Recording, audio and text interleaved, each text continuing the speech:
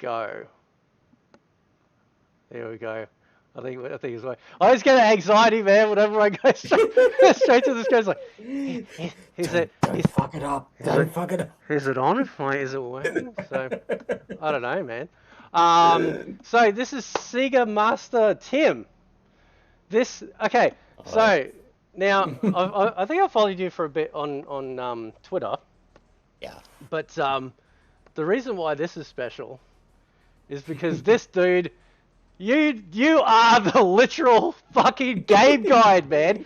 You were the game guide. You were the opening pages of a tutorial manual. You were just like everything. So Yeah. do you want to give a bit of a spiel about your Yeah. get that liquid courage? I've got that. Got to get a bit of wine into the. Just to chill out, relax, you know. And just for the viewers, if you're wondering, we're both Australian, but we're on different ends of the continent. Yes. I'm sitting here in Melbourne, and it's a bit cool down here, and old mate here, look at him, singlet, Jesus. Yeah, I've got the fan on and everything. All right, so what did I used to do? So between 1990 to 95, I was what you call a games counselor. And what my job is, or was, and I don't have the job anymore, Tim, accept it. I used to assist people through games. So what we did was that we played the games, we crack them, and then we take calls from kids, generally kids, through the hotline, and help them through the games. So yeah, basically, that's what we did. It was probably I always get this comment. They say that would have been the most awesome job. How do you get a job like that? And then I'll say, yeah, it was an awesome job, absolutely awesome job. You don't realize it at the time. Yeah. Generally, it's not until you've lived life a bit and then you realize, oh hell. That was all right, wasn't it?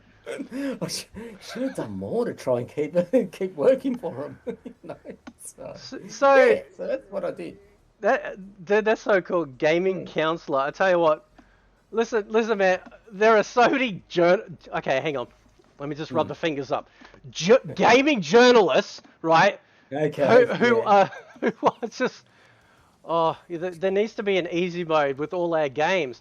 Dude, you literally had to play a game from start to finish, right? So you when you got that call from a kid, or as I think you said somewhere like soccer mums, right? Or housewives, right? Housewives, yes. Then you could answer the question. Do you know what I mean? Like you technically are perfect, like a perfect games journalist, because a gaming journalist is supposed to be someone that, actually plays the game. Not just plays 5 minutes and goes, oh, this is a shit game because I couldn't get past the first level of this. Yes. Yes. You, dude, how many hours do you reckon you clocked up? I think we didn't complete every game. So because there's only so many hours in a day that you can live and be awake. But the way it worked was that we'd all feed off each other. So there was four main guys, so me including. Yep. There was twin brothers. Yep. Tim and Nick. So there were two Sega Master Tims. So you can follow him on Twitter. He's the _ Sega Master. So I don't know if it's a dig at me. Yeah. We'll have a dig at each. There can be only one Tim. There can be only one Tim. There can only be one. There can only be one, as he holds my severed head. Yes. And then there was Brian, and he's known as Sin Spacies on Twitter. Yep. All right. So, but we sort of fed off each other, and what we would do is when we played a game, or we found out more knowledge about the game, we would update it on a database. Yep. Which use a monochrome screen. Yeah. Yeah, and that was apparently at the time way advanced compared to all the other, well, the other hotlines that were out there that were Mm. still using pen and paper and using folders, vast folders. And Yep. I mean, um, that would have been really helpful if you're relying on maps, Yep. because you just couldn't put maps on, green lines and text and that. You couldn't do it. Yep. So yeah, so that's what we tended to do. We fed off each other. Some of us were good at certain games, some of us weren't, so we relied on each other for Mm. each other's help.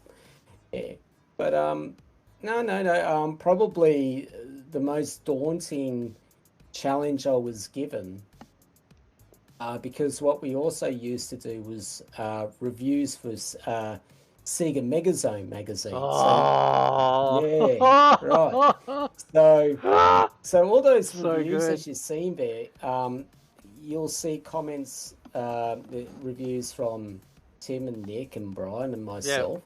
Um, I didn't do much of them, and I'll explain later why I didn't do so many of them.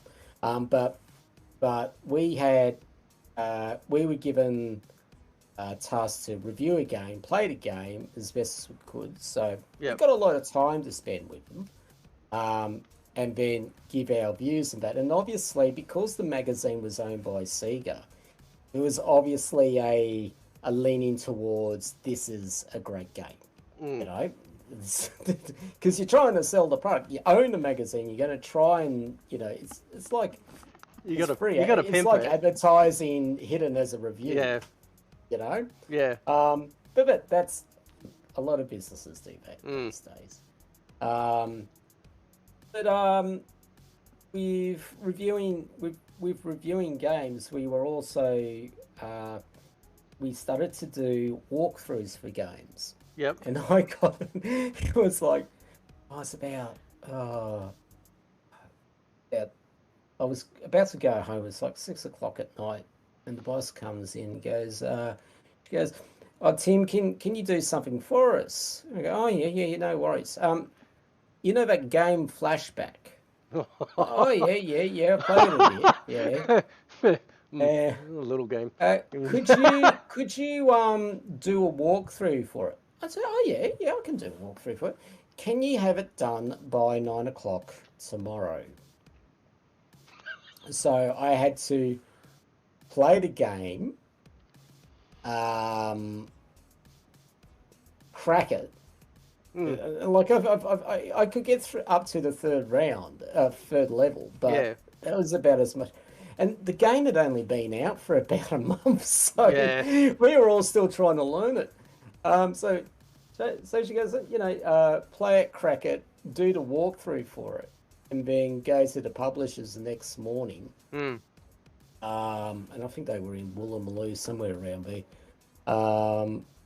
And then, hand it to them. But the thing is that okay, I played it, I beat it, great. I wrote it all down for every little step you got to do. Go from here to there, there, there. I got about an hour's sleep, and then I went to the publisher, and then I had to play it again, because they had to do the screenshots for the game. And doing screenshots back then is not as easy as, just maybe push the print screen button on Yeah. your keyboard. The way it worked was that you played the game, you paused the game, you had a camera that had like sort of like a square cone around it to block out any light to Yep. take a picture of the actual screen. Yep. Um, and then you had to transfer that to a digital format, and each shot of every spot of that game would take anything up to 3 to 5 minutes. Yep. So Jeez. I got home. I can't really remember now, but I know it was dark. I think it was beyond 9 o'clock. Mm. Um, because they had to get everything ready for the publisher the next day or something like that. Um, that was full on playing a Yes. game. I mean, we didn't even properly have all the information in the database. So basically, what I did, not only did it help all those kids out there that played the game, it also helped out our own database because we Yeah. didn't have the full info on it. And in a weird turn of events, me and the Sega Masters, we did what do you call them? A convention, a little Yep. convention that actually Tim organised up in the Blue Mountains. Oh, nice. And so yeah, and we were interviewed by Hex. What a lovely girl she was, because she lives up there as well. And she interviewed us, and we did all our things. And I brought in some material in that, of some of the material that I brought in from my days at Sega. And, people were looking at little mementos and that. And this guy comes up, and he goes, "Did you write that?" I go, yeah, I wrote it. I told you the story about it. And he goes, "Look, I never thought I'd meet the guy whoever wrote this. I wrote it, and I wanted to say thank you." His name was Nathaniel. Yeah. It's just come out of the blue. I was like, "We've got to get a photo with this, don't we?" So we get a photo. And that was just really weird. Something I did, I think it was back in 1992. I think that's when the game was released. Back in 1992, and still somebody, after all of that time, comes up and says, "Oh, thank you so much for your help." So that's amazing, yeah, dude. it's weird. It's really weird, but also it's warm. It's a warm feeling. It's really nice. Yeah. Now, I'm normally on my, like, when I've done like other podcasts before, my main channel, I'm not asking the naughty question, right? Because it involves lady bits. However, I'm going to ask a retro related question, and this is going to seem a little strange. So I think I kind of know the first answer. What's your favorite console? But secondly, a lot of people go, "Well, what's your favorite game?" I want to know what game makes it feel like home. So, like a game that when things are shit, or you're going through a rough time, or you're just like, "Man, I just want to chill," and you load up a game, and you're just like, you know what I mean? Yeah, like zen out. Yeah, so Yeah, what's your favorite console, and of course, what's a game that makes it feel like home? What do you think my favorite console is? Super Nintendo. I'm out of here. Absolutely wrong. We're gonna gonna see. No, we'll go with the original acronym for the SMS, which is the Sega Master System, not text messaging. but it whatever. actually isn't. It isn't the Master System. It's actually not? the Mega Drive. Is it really? The reason why I'm called Sega Master Tim was that was our title at work. So, but I owe everything to the Master System, because if I didn't see that console in that shop all those years ago, then I guess it wouldn't lead me down to any other job with them. So, no, but it's actually the Mega Drive, because it's, once again, it takes it to another level with the graphics and sound. Sonic the Hedgehog, what else is there to say? Oh, that's brilliant. I couldn't believe that. It was just a great console, and it had a sensible controller too. Yeah. It did. I like the NES with this thing there. And why do you have your buttons in an X formation? Like, when Sega brought out the 6-button control pad, that made sense, because that's what you saw in the arcade. Look, a freaking cross. Okay? So, well, I had to get a 6-button. Hang on. So, not that I have it anymore, but I had to emulate it on PC. Which is, oh god, here we go. Right. There you go. Good old Microsoft. This is the only controller that, if I run, say, like a Mega Drive emulator or something like that, it's the only one, because Mortal Kombat, the 6-button controller was one of the main purchases I got when Mortal Kombat 1 came out, because they realized that you can do all the moves with the 3 buttons, but it was it was kind of difficult. So when they brought out the 6-button one, playing MK was so much better because then you had your high punch, low punch, high kick, low kick, block, and then of course naturally when they brought in the run button, that was great. But yeah, man, like this is the only controller. Whenever I play a Mega Drive game, I'll plug it, and it will still work. Like it still works even now on Windows 10. So Mega Drive. Now. So now we're going to talk about the game. Yes, the game. Yes, I want to know the game. What is the game? What is the game that makes me feel? It can be a couple. It doesn't matter. But yeah. No, the problem is that I don't necessarily have one game. Yeah. That I say it's the best of all time, because you can probably relate to this. You've lived pretty much your entire life playing video games or experiencing video games, and you've seen it from Pong. Well, I've seen it from Pong to where it is today. Yeah. But what makes me feel warm and cozy? Funny thing, it's Black Belt on Master System. Oh yeah. That's a great game, man. It's a good little simple game, and you punch somebody and explode because that's normal.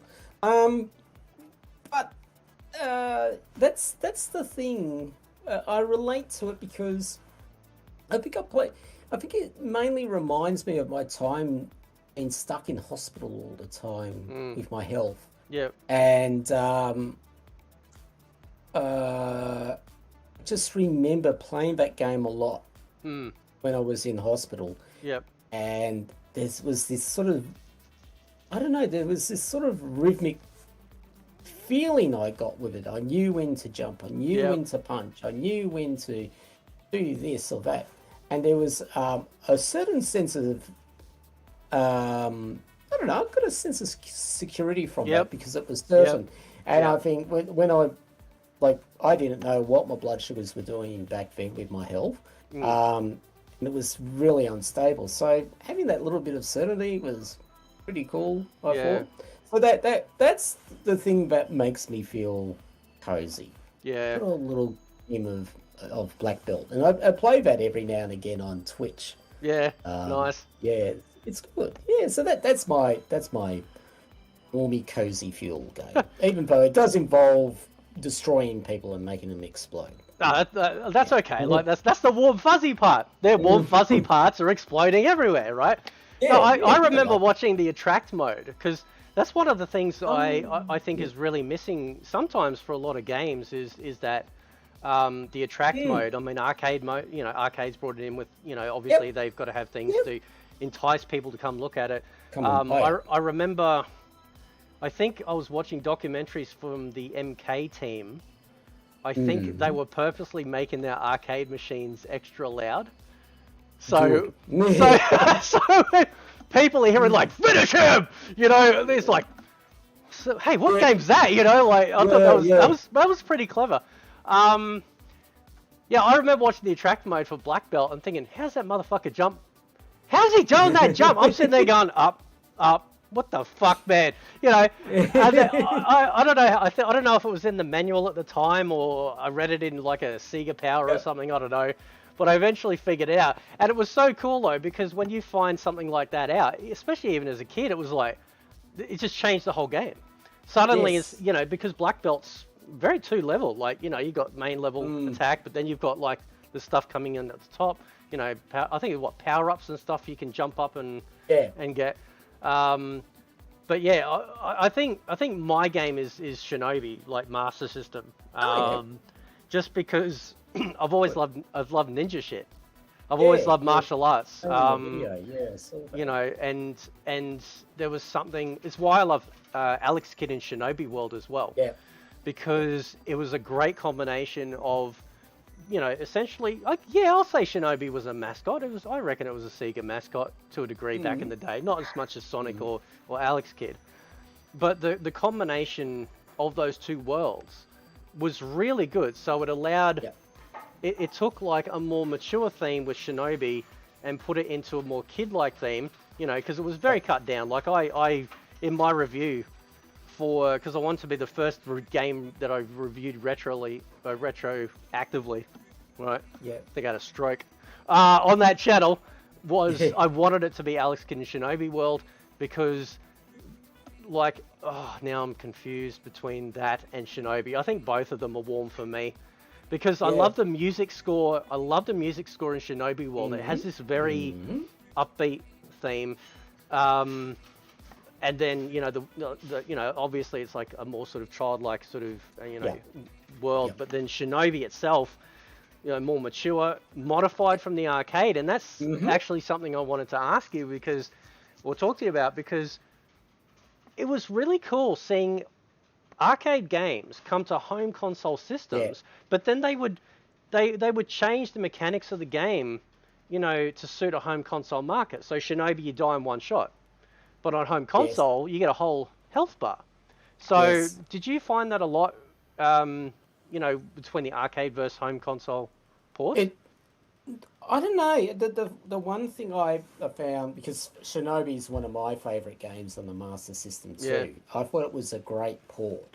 And what I found, what was a good transition from arcade to home, was that they kept the enemies in the same spots compared to the arcade. Yeah. So one thing I found was that if I played the home Shinobi, I could easily play the arcade because I knew where the enemies were going to be. I knew where to jump around and all that. Yep. But I didn't really notice. I didn't really notice about the health bars and all that, you know, getting hit a few times and that. But I think there's a bit of they make it a little bit easier, but not too easy. That's the beauty of these games on the Mega Drive and the Master System. They were fairly unforgiving. To be able to easily crack them. But like games like Transport, which is Astra Flash in the arcades. The gameplay is a lot similar, but except that you've got a weird setup with the health bar, trying to remember how the mechanics work. Whereas you had sort of the more enemies you killed, the more power you got in your shot. I think it works something like that. Whereas in Transport, you had a choice of all these different weapons, but you had an energy bar, so if you got hit a few times, it'd eventually run out. So there were little changes in that. And look, I can't say that they did it right with every game. I mean, Outrun's an abomination, to be honest. They could have done such a good job with that. They could have.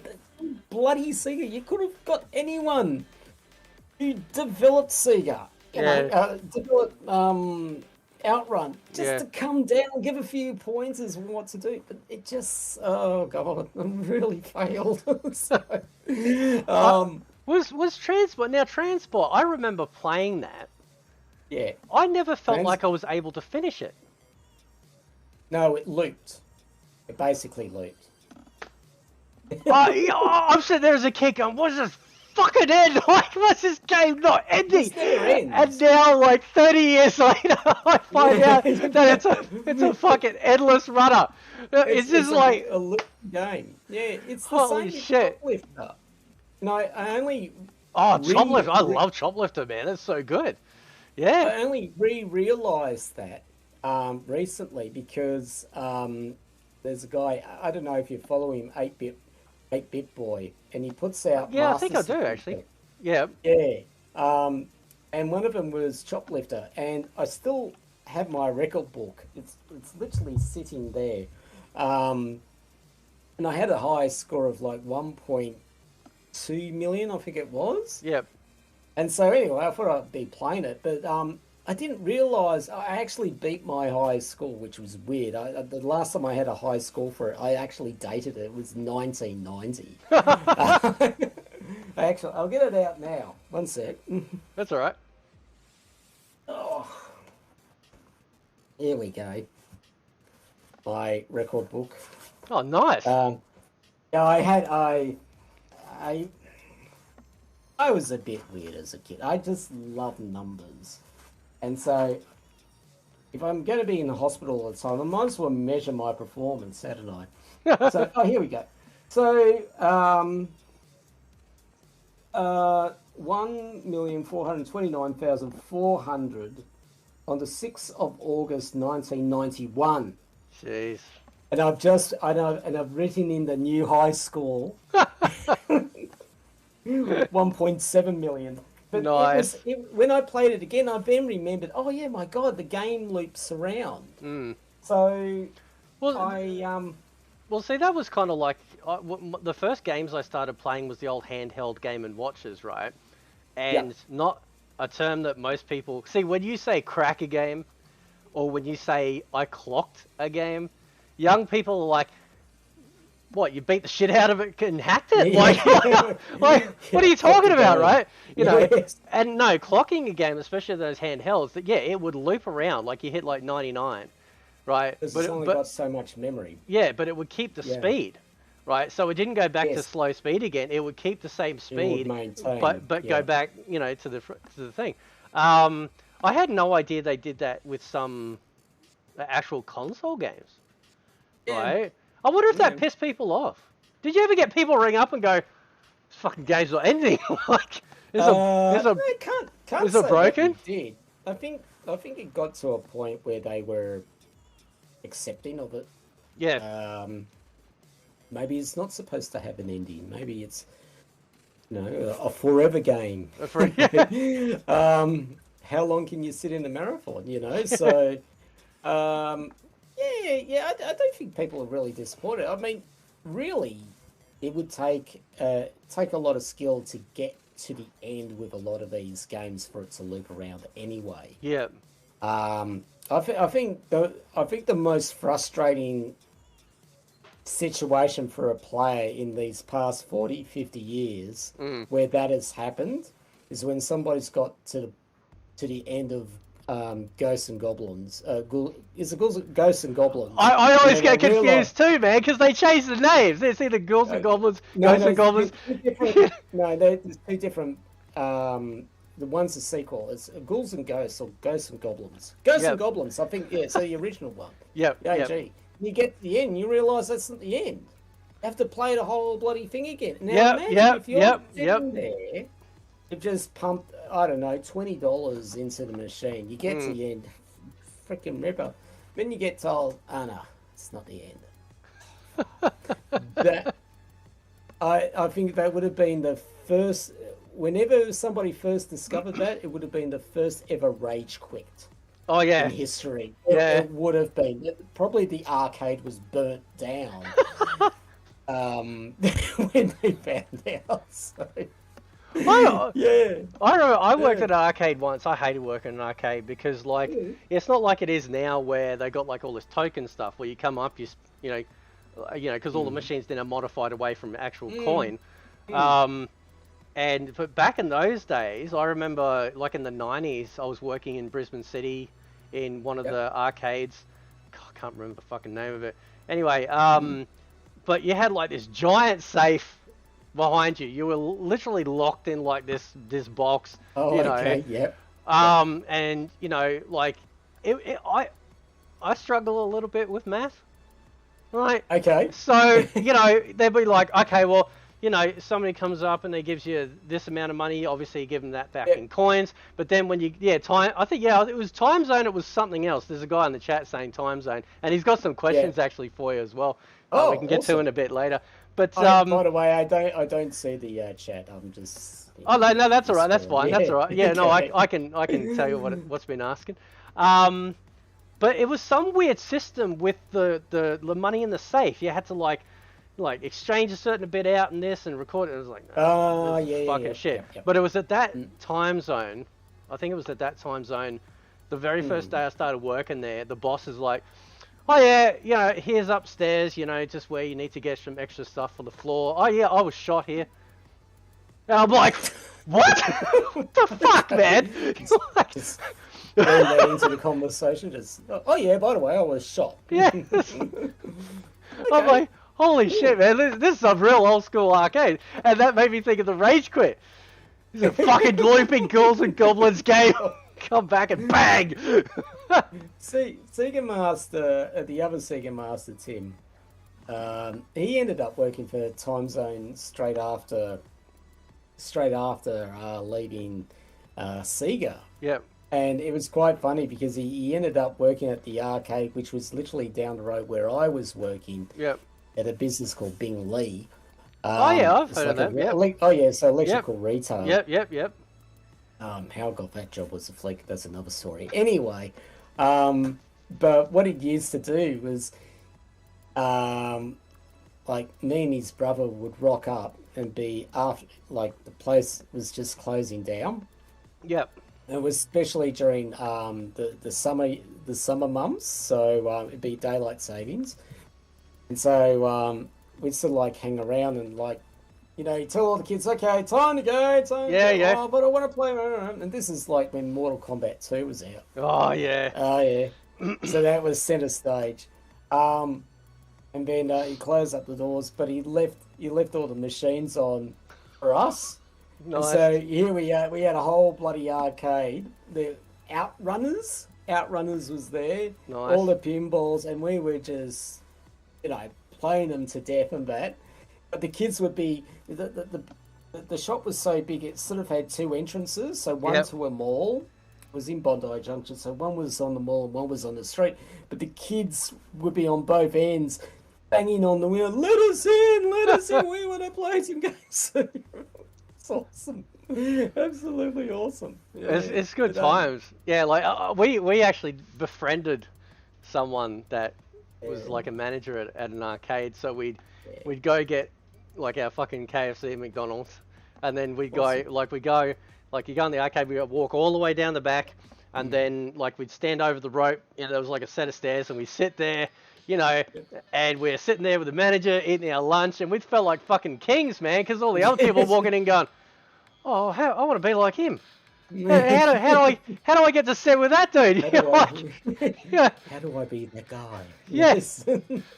Oh, it's good times. Now, I before I forget, I have to ask this question because, like, we live in a day and age of essentially games that get released in a state that they're already planned the patches to fix the games. Now, we know we didn't get no patches. We didn't get no patches back in the day, right?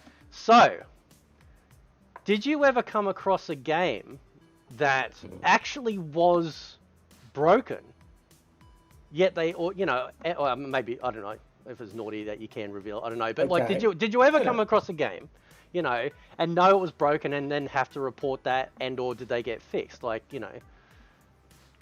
No, but we did come across a few games that were so shit we thought they were broken. Oh, okay.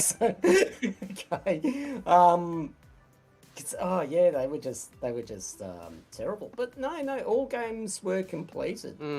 But you did also come across games that you felt seemed to be a little bit rushed if they spent a little bit more time in maybe working on the physics of the game. Yep. Or maybe the actual rules, the gameplay rules, maybe spent a little bit more time on that. We found games that were a little bit too unfair, but generally games were finished. Yeah. They went through their quality assurance to say, make sure, all right, is this done? Okay. And don't get me wrong, look, a lot of kids were ripped off because the advertising back then was, you know, a lot of wank. When you come, you know, they say, oh, it's going to do this, it's going to do that, rah, rah, rah. And then it ends up being a terrible game. And also, there weren't when people did reviews with more independent magazines, as you said, like a lot of them weren't really that good, and so they didn't critically analyze the games either. Yeah. because they're all excited about playing a new game and rah rah rah. And when you look at some of the old magazines where they rate it out of a score of 100, they rate it 95. But Yeah. as time has gone by, we've realised that the game is really bad. Yeah.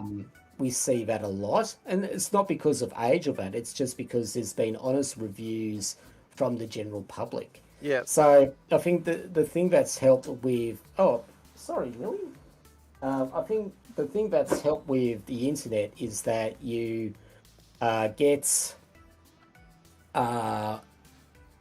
a better review from the community, Yeah.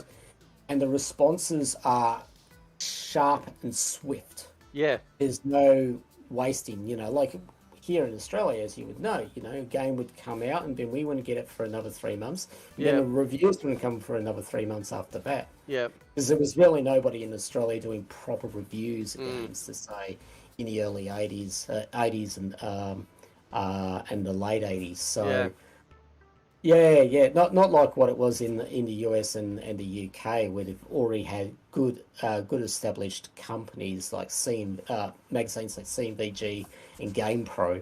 Yeah. So yeah, and that's why we relied on those magazines down here. I remember, yes. I remember the time frame for releases of gaming. Japan would Yeah. release a game, then the US, and then the UK, and then Yeah. we're like fucking Robin Williams out of Jumanji, like we just came out of a cave going, it fucking came? Wait, you remember that there's a country on the southern part of the fucking planet, Yes. that we could Yes. have our game? Yeah. Like, and dude, I remember that because, like, I remember waiting for Mortal Kombat. And just, you'd be literally sometimes waiting a fucking year Yeah. for stuff to Yeah. literally, it's like, it was so weird because when you're younger, you're thinking in your head, okay, it's just, it's like a traveling thing. It's, it's got to go here, it's got to go there, and it was just, like, the modern day has made it so much better. And you're right, like because the internet is such a brutal place, God love it, right? Yes, they can't afford to put out shit. They can't afford to They really put out crap. can't. Yeah, but look, businesses can get caught out very easily. I don't know who was it that brought out Cyberpunk. CD Projekt Red. Yeah. Yeah, a lot of hype and hoopla about it, and when the game was released, it was just, you might as well be playing Pong. Yeah, I love Cyberpunk games. Like, I fucking love that aesthetic. If you've ever played, there's a really good game by Ion Lands called Cloudpunk. Right? No. Check out Cloudpunk. It kind of gives you that. It's pixel art, like pixelated styled graphics, but 3D, so it's not like a side scroller pixel style. Everything from the graphics to the sound effects to the music track, brilliant soundtracks, really encompasses that cyberpunk feel. And tiny developer, and like, it amazes me when a little developer seems to be more in tune about giving stuff to the public. So, for example, they added in the ability to, like, I think it started off being third person from a distance, running along sort of like pathways and stuff. Then because what it is, you drive a cab for this company, right? So you get to live a little bit of Fifth Element here. And so you drive people around, but it's part of the story.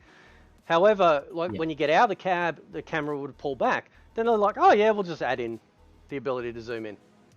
So all of these really cool aesthetics for the game, you can now get right down, and I do love like that old style of graphics coming back, because they redid Alex Kidd Miracle World DX, like they did, the remaster. Yes. They did like one of my most favorite games ever, Wonder Boy 3 Dragon's Trap. Yep. Right. I still have the box, right? And I've got the manual where on the back of, I love those old Sega Master System manuals with that shitty blue, right? Like it almost looked like it was fading, right? On the very back of it, I wrote the ultimate code for Wonder Boy 3 Dragon's Trap, which allowed you to access the secret doors to change into whatever monster that you wanted. So then you're like, oh, fuck it, I'm just going to go Hawkman and, just go straight to the end boss and stuff, or whatever. Yeah. And so you would have were you allowed to give out codes for the yeah, okay, so you were, yeah. Yeah. And so at first it was no problem at all because we didn't really have a club. Yeah. We didn't have there wasn't a charge to it. Yeah. To get this information off us. Yeah. But then once they realised, after Sonic the Hedgehog and the calls were coming in 10 to a dozen. Yeah. They had to start making some money from it. Yeah.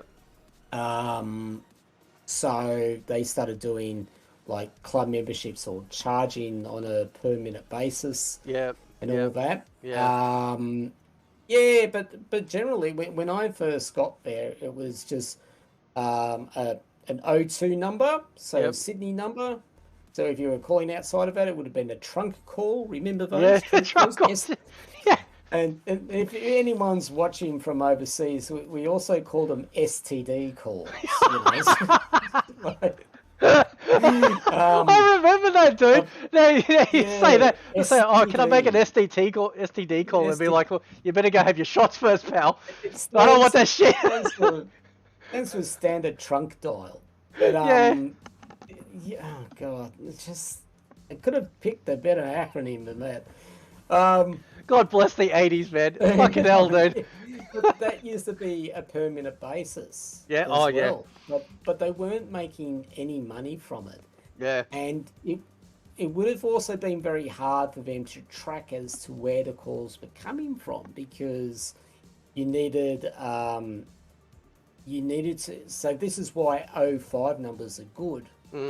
We had 05 numbers because you could track where the calls were coming from and how long the calls were going for. Yeah. It was a better measuring tool than what they had with the other other tool. Yeah. So but oh no. We didn't charge anything at first because I think they were just making enough money from just selling the games. Yeah. So yeah. I remember Codemasters. I remember that Codemasters was the first company that I saw that was charging for like an unlock code. I remember that shit, man. Yeah. And in that moment, gaming trainers were born, probably.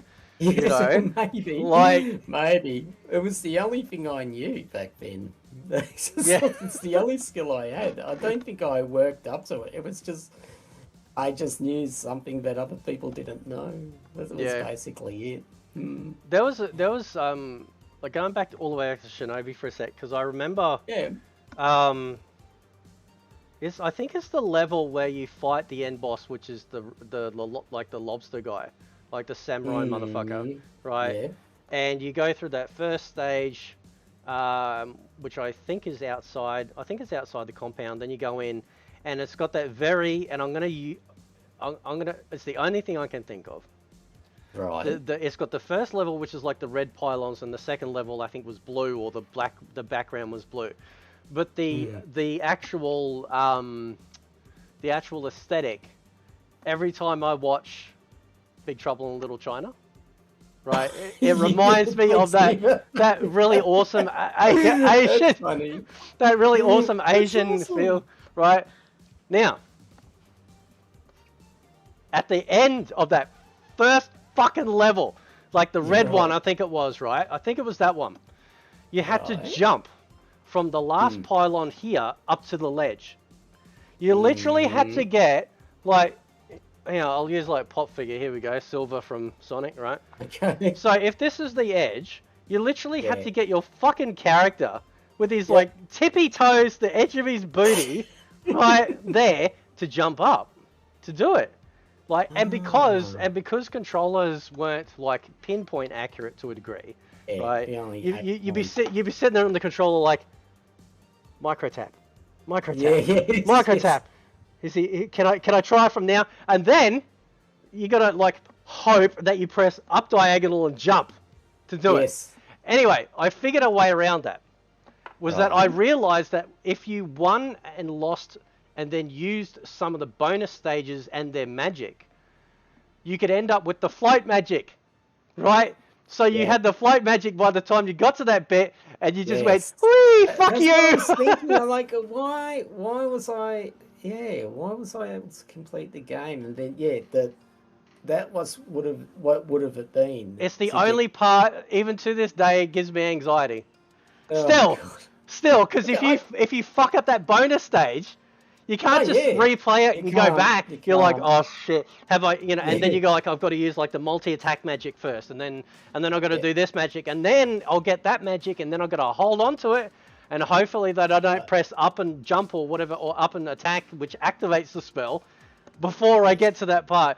But you know what? It was fucking cool, man, because you yeah said it. Like games were made to be complete, and so people would literally figure out ways around it yeah. around those And it, games, and like that's and amazing. it wasn't supposed to be easy to complete them. I mean, Yeah, you think it like the average game back then was going for $80 Australian, anywhere between $50 to $80 Australian. yeah, You bump inflation up, that takes it to about probably $150, yeah, something like that. So you got to be sure is that if you're going to have a game like that, it's got to have a long shelf life. It can't be easy, yeah, you know. So sure, there would have been some thinking behind that to not make it easy. yeah. Because then people would be complaining, oh, all Sega does is makes easy games. Mm. You know, it can't be easy. Like Life's not easy. Miracle World. Yeah, yeah. Life's not easy. Your fucking game, Yeah, is it? harden, Yeah. harden up. Toughen up, pussy. Where's Miracle World? You know, because my friend, my best friend Cole, he got Mark II, Master System. Okay. And so he Yeah. had Miracle World, right? Yeah. And I recently showed him the remaster, which is beautiful. Like just Yep. like the both for Wonder Boy and that, like the remastered graphics are beautiful, and I think a really nice evolution for it. But Miracle World, fuck man, like even when you get to the water at the bottom, you know, Yeah. and you're fighting the fucking you're fighting like this Oh. constant like vertical current. You know, it's like, fucking get down, Alex, right? You're holding down, and then you're punching, you know, and then you got to time your punches to get the... But it was great, like, you know what I mean? Like, it's, you know, games now, like, they go, oh, how long is the game take? Oh, 40 hours to complete. But is it skill? Or is it just... Or Is it just a story-based game that you might get stuck in a few spots here and there? Yeah. And that's just the way games are designed these days. Because if you had a game as difficult as, say, like Castlevania, and talking Nintendo here, everybody knows how bloody hard Castlevania is, and Ninja Gaiden. Oh yeah, how hard those games. Now, if you had a game that hard, but did take 50 hours to complete, so that the game would be really large and that. Yeah. Would people be turned off from it? And they definitely do. I think they would, because the whole idea is that a person wants to be able to pick up the game and ease into it these days. Whereas back in our day, you had to either sink or swim from the outset. We didn't get no anything. That's just... It was like fucking SEAL team training, man. It was like push. There you go. What's that? No tutorial, man. You get no tutorial. You're just in there, you know. Sink or swim. And I think that's what makes Mario Brothers such a great game too, because Super Mario Brothers, because the first level is basically designed on you understanding how the game works. Yeah. Like, oh, if you go down this, you can go down pipes. You can jump. If you jump on this will happen. To understand the game, and then once you go to world 1-2, bang, it's on. You're on your own now. So it's like instructions within the game itself without any text. So there was people like, you know, applaud, and they're good games, like the Dark Souls games, you know, because they're like, oh, look at these hard games with these these patterns that we got to identify. It's like, where the fuck were you 30 years ago? Mm. I mean, that was all it was, man. You know, no Yes. tutorial, no little, you know, the manual would be like, this button does this button does that. Off you pop, you know. Yeah, And I've played Dark Souls. I'm too old for this shit.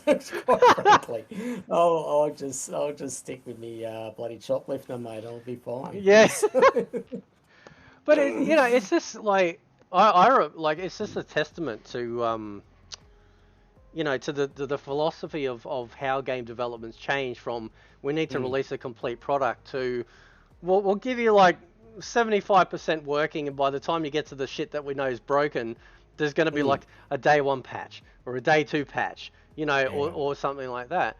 And you know, it's like, it's good that things get fixed, like I agree, but sometimes, like, you know, you sort of think, well, you know, we're still paying the same amount of prices for games back then that we're doing now, if not more sometimes, depending on where you go.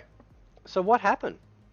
Like what happened, you know, in the development process where they went from this needs to be a complete game to we're just gonna throw out what we have at deadline? Like, it's just, you know, like what happened? It's called shareholders. Yeah, That's what it is, mate.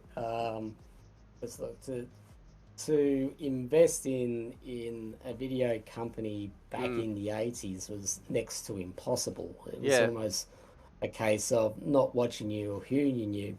Now that these companies like, you know, Microsoft and Bethesda and all that, they're all on Wall Street. You got to keep the shareholders happy. Yeah. Because they're investing money in you and you've got to return a product. So, and that's the really challenging thing for these companies these days, because it's all about, you know, keeping the shareholders happy while trying to keep the consumer happy at the same time. Yeah. And I think this is the beauty where in indie games come into effect, where there's no one, you're not keeping anyone happy. You just want to make sure that the game that you produce is good enough for people to buy. Yeah. You know? And you do have miracles that happen every now and again. Like I was saying the other day, Flappy Bird, as annoying as that game was, this guy's made millions from it. From a meanly, it was meant to be difficult and impossible to beat. Yeah. People kept on buying it. You know, a lot of it comes down to luck, I reckon. Yeah. So, if you know anyone that is able to create like a phone game, let me know, because I have an idea for a game. It's like as simple as shit, and I won't say it on there because if, like, you know, no, my fucking luck, somebody steal the idea. But I had this idea for a game like ages ago. I can tell you about it. Minecraft.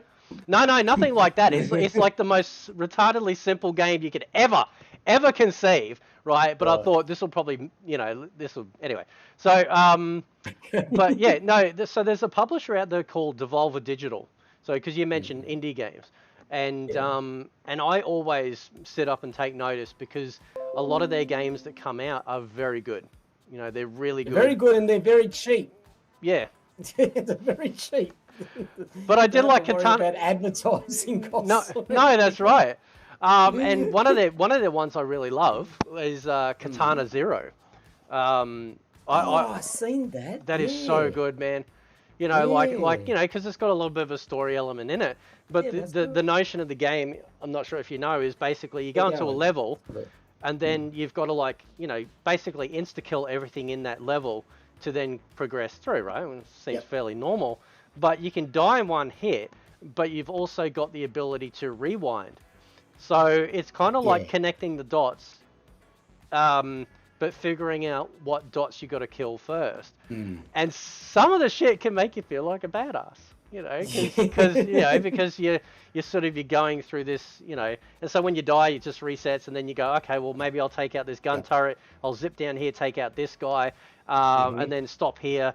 Wait for the guy to turn around, then bust through the door and grab him, you know, reflect the bullet and shit. Yeah, Katana Zero is a really, really solid game, man. I really dig that Yeah, one. I didn't buy it. I didn't buy it, but I saw it briefly, and oh, jeez, that's tempting to buy. So Yeah. yeah, yeah, yeah. Now what was like? Because you would have done. Did you do hotline stuff for the Mega Drive?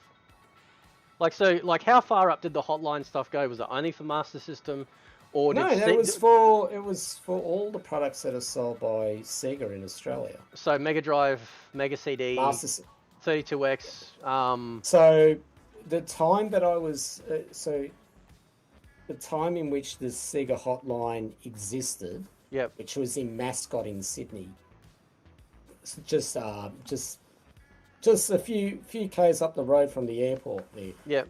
Um, we were dealing with Mega Drive, Master System, Game Gear, a Oh, bit of yep. 32X as well, Yep.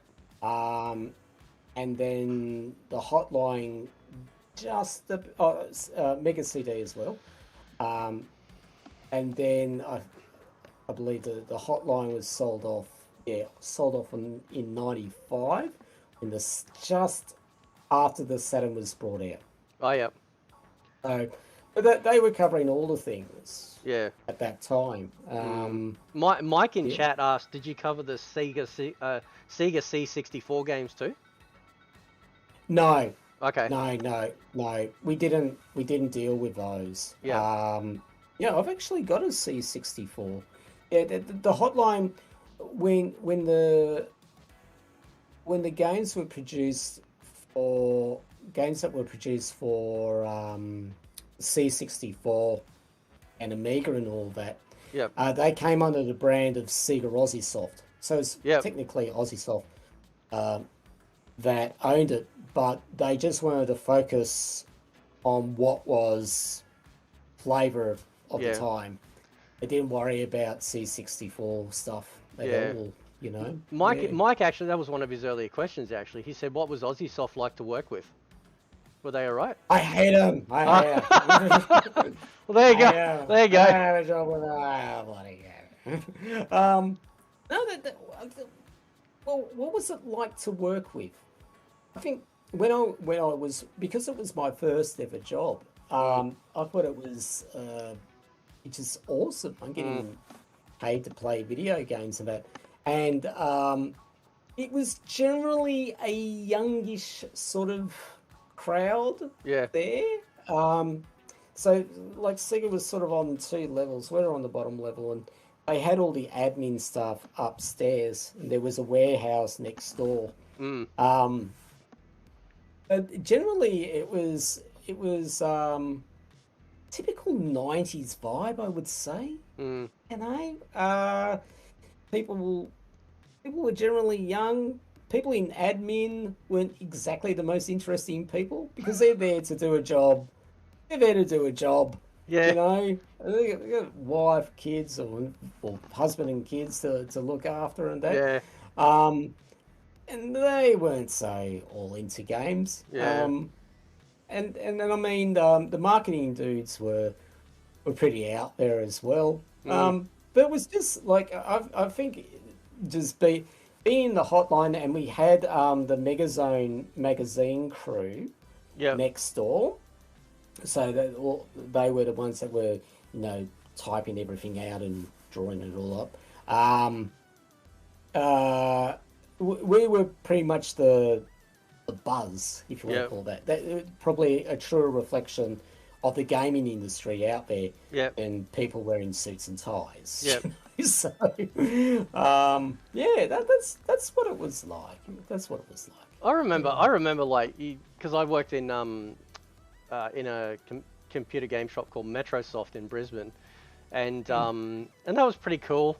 And but I remember, like, you know, when the reps would come around, they fucking some of them just thought their shit didn't stink. You know, they're like a fucking rock star and stuff like that. You know, but to a gamer, you're like, oh shit, is that a fucking, you know, is that like a Sega rep, or is this, you know, that rep or whatever, you know, and that was kind of cool. But some of them, I think, took themselves a bit It took themselves a bit too seriously, man. It's like, listen, man, Yeah. you're not handing out the Bible here, okay? Like, you know what I mean? But It's just it games, doesn't bro. change if you work in retail and sales reps come around. They're no different because they got to give the perception of confidence Yeah, with whatever they're trying to sell. yeah, Like when I worked for Bing Lee, we'd have the sales reps come in from, say, Samsung, Sony, and all that, talking about their latest products and that. But yeah, we had quite a few that were like that as well. You know, um, I don't know how I would feel about being married to one of those people. I think it's just this sort of underlying feeling that they were like sleazy yeah, almost. yeah, You know? sleazy, yeah.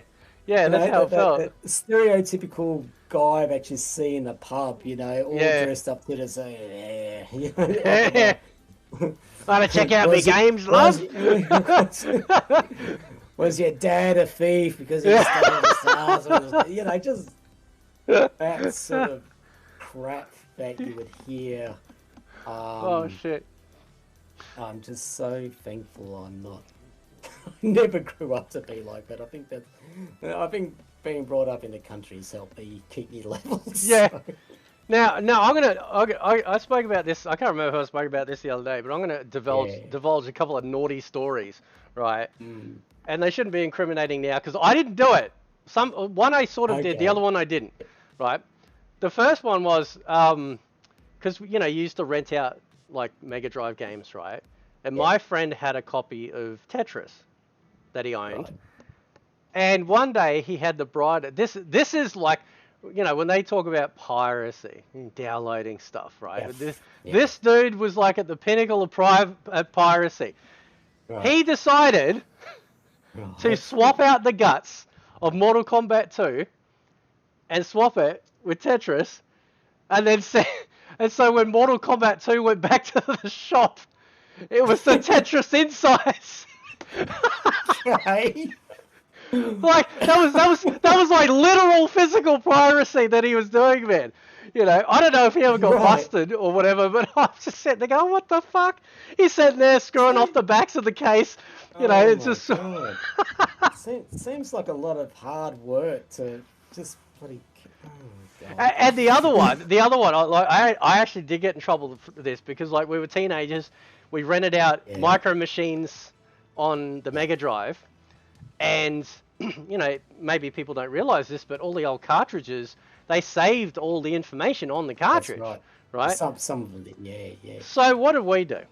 We decided to colorfully rename the characters.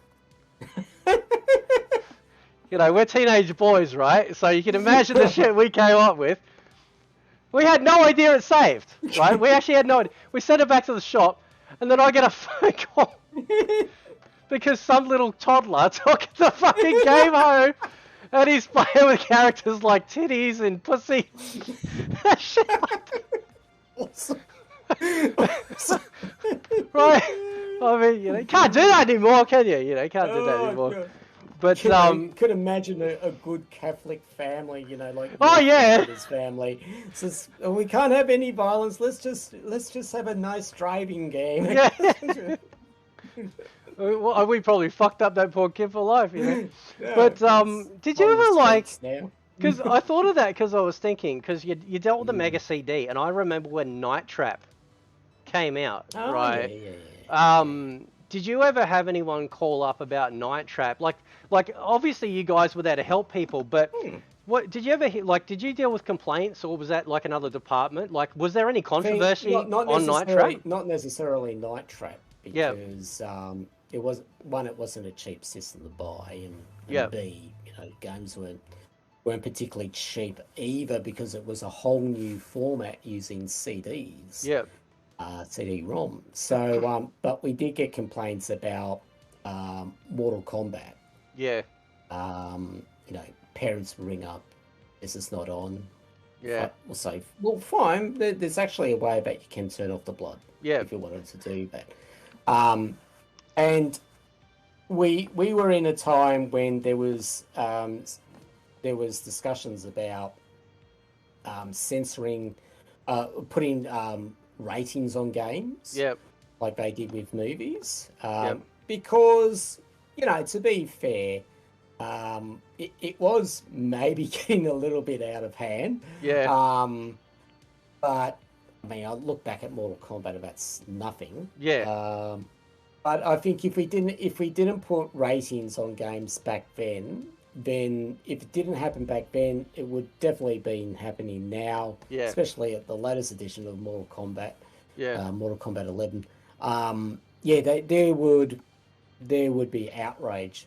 And I think any form of media does need to have some sort of warning on it to make sure, because it's not the kids' money that's buying these games. It's the parents. Yeah. And they're, you want to bring up your kids, right? So I can understand it, but there was a lot of talk back in the early 90s. They did a piece on Four Corners.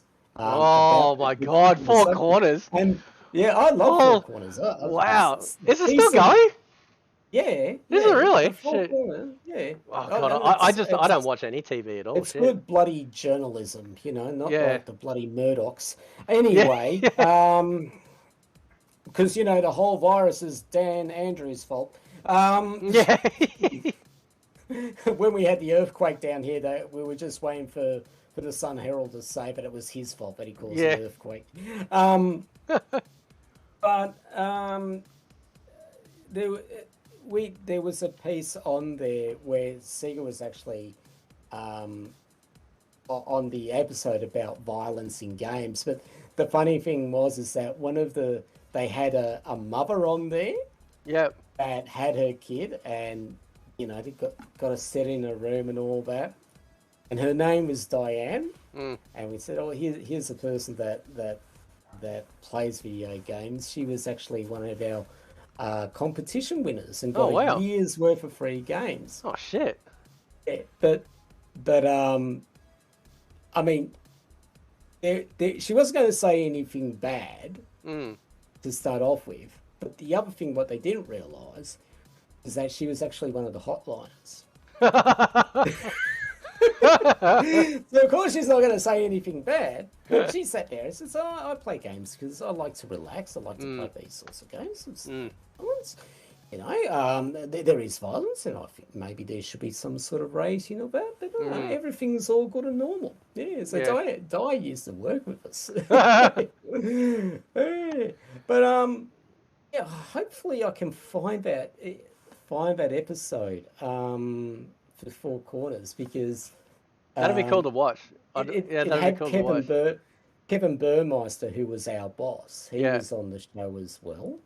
I don't think there was much from Nintendo at the time, because, as you know, Nintendo were nothing down here really. No, it was all Sega. So that's what blows me away, actually, because a lot of Americans, they're like mad Nintendo nuts, and I'm sitting there going, Sega, that's So now you confirmed actually something I was wondering for a long time, was that how much presence did Nintendo really have here? And by the sounds of it, not very much at all. Yeah, it wasn't much at all, because I don't know whether it was down to good marketing, whether it was down to the product itself being present. Looking at all these colors and that.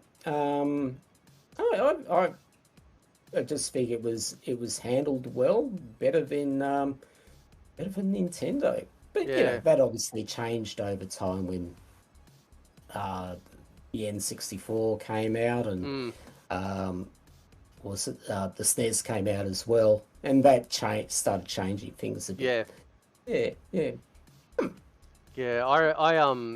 I still remember when I was at the computer shop, the Nintendo 64 was just going crazy. But I remember because I definitely leaned more into PlayStation then, because by that stage, Sega was either out or on the way out, which was a real shame. And I'll always be a fanboy of Sega. I don't give a fuck, man. I will always be a fanboy of Sega. Primarily, I think too, because a lot of the time they were ahead of the curve, and they got shit for it. So, you know, things like the Mega CD and the 32X, you know, we started getting like, you know, a different way of experiencing games and or Yes. arcade quality. So, Yes. like Night Trap, I remember like the Mega Drive, I think Red Zone, which is a pretty nice chopper game.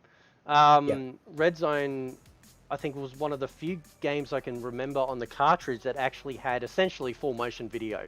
It was two colors, like it was red and black, but it was smooth, like it was smooth, like animation, you know, like the video. So the CD brought in the ability to do that. 32X brought in the ability to have like arcade ports of like Star Wars and Mortal Kombat 2 and, you know, and better ports of like Doom and stuff. My thing looked like a fucking hamburger because I had the 32X, right? And then I think you could put in the, you know, the Sega Master System converter cartridge. Yes. So you shove that in there. You know, it's like a fucking tower of like, you know, playing your old games and stuff. Rightly named the Tower of Power. Yeah. But I thought, I loved, I didn't think it was anything that they were doing with hardware was bad, but obviously, you know, people were just like, no, why should I have to pay a few $100s extra to, you know, like do that? I understand, but I still love what they did. Even with the Saturn, the Dreamcast, you know, the Saturn was a much more powerful 2D machine than the PlayStation 1. You know, and the Saturn, you know, it brought a lot of the Sega's big heavy hitters to it. And then the Dreamcast with their fucking online functionality. You know, like people always go back to the original Xbox. It's like, no, it was the Dreamcast, man. With Microsoft, you know, with what version was it? Was it, what do they call the Windows operating system? CE. Was it? Yep. Windows CE. Yeah. I loved it, man. You know, you know, and that's why I always sort of, you know, like Sega, I thought was always a really great company, you know, for that. But if your Mega Drive is a favorite, would the Master System be second? You'd say? Yeah, it would be my second favorite, and then would be the Saturn. Now, why do I not rate the Dreamcast? Because I haven't got one, and I'll probably never get one the way the prices are going. Shit, man! If I knew you years ago, I actually had one that I sold. If I had it still, I'd just give it to you. Oh man! You know. Oh, don't tell me that. No, but so it's not fair to rate something as, you know, first second of it if I can't spend enough time with it. But I do know of the specs of the Dreamcast, and it was just mind blown with what it could do. Yeah. But you know, in the industry of gaming, you only have to stuff up a little bit. And you're out. So, and I think like with what you're reflecting on here is nostalgia, melancholy, and that is one thing that Sega fans have. Yeah. Unlike, not bloody Nintendo, or PlayStation fans or Xbox fans, because simply their product is still out there. Yeah. If you talk to a Sega fan or an Atari fan, there's that sense of melancholy and longing for a console to come back and say we're back. But listen, I'd rather be in that space than Sega could literally take a shit, put the logo on it, and say, "Here we go, new console," and I'll fucking be at the shop right now buying it. Like, you know, I that'd be so cool. Like, but see, the thing is though that, like, they're still highly profitable as a company, so I don't know if it'd be worth them. It's, you know, going into a It's hardware. not cheap. You can't. Well, think it's not just a matter of okay, let's release a console, because the amount of money that is involved in developing a new piece of hardware is not cheap. And really, if you want it, because from what I understand, it costs $1 billion to produce, to put in R&D, marketing, all that, to bring out a new console. $1 billion. I don't know about you, but the most I've ever bet on a game of poker is about $20. 20 billion, $1 billion is, you really don't want to stuff it up, Yeah.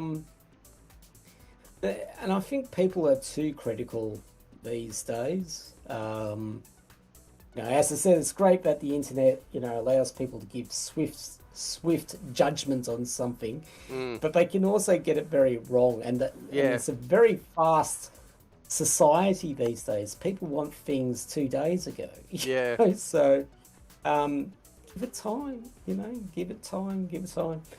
But no, I'm just sort of happy about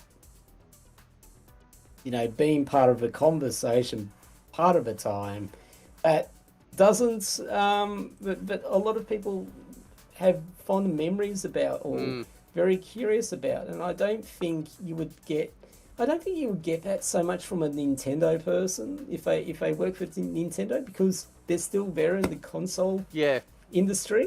Yeah. They're two different things. Sega's like that first love, Yeah, and I mean, me and the other Sega masters, we get called legends, and I don't think it's we're not legends, but I can understand why they may say that, because Sega is not in the same form as what it used to be back in the 90s with consoles. Yeah. All right, so that could be why some people say that.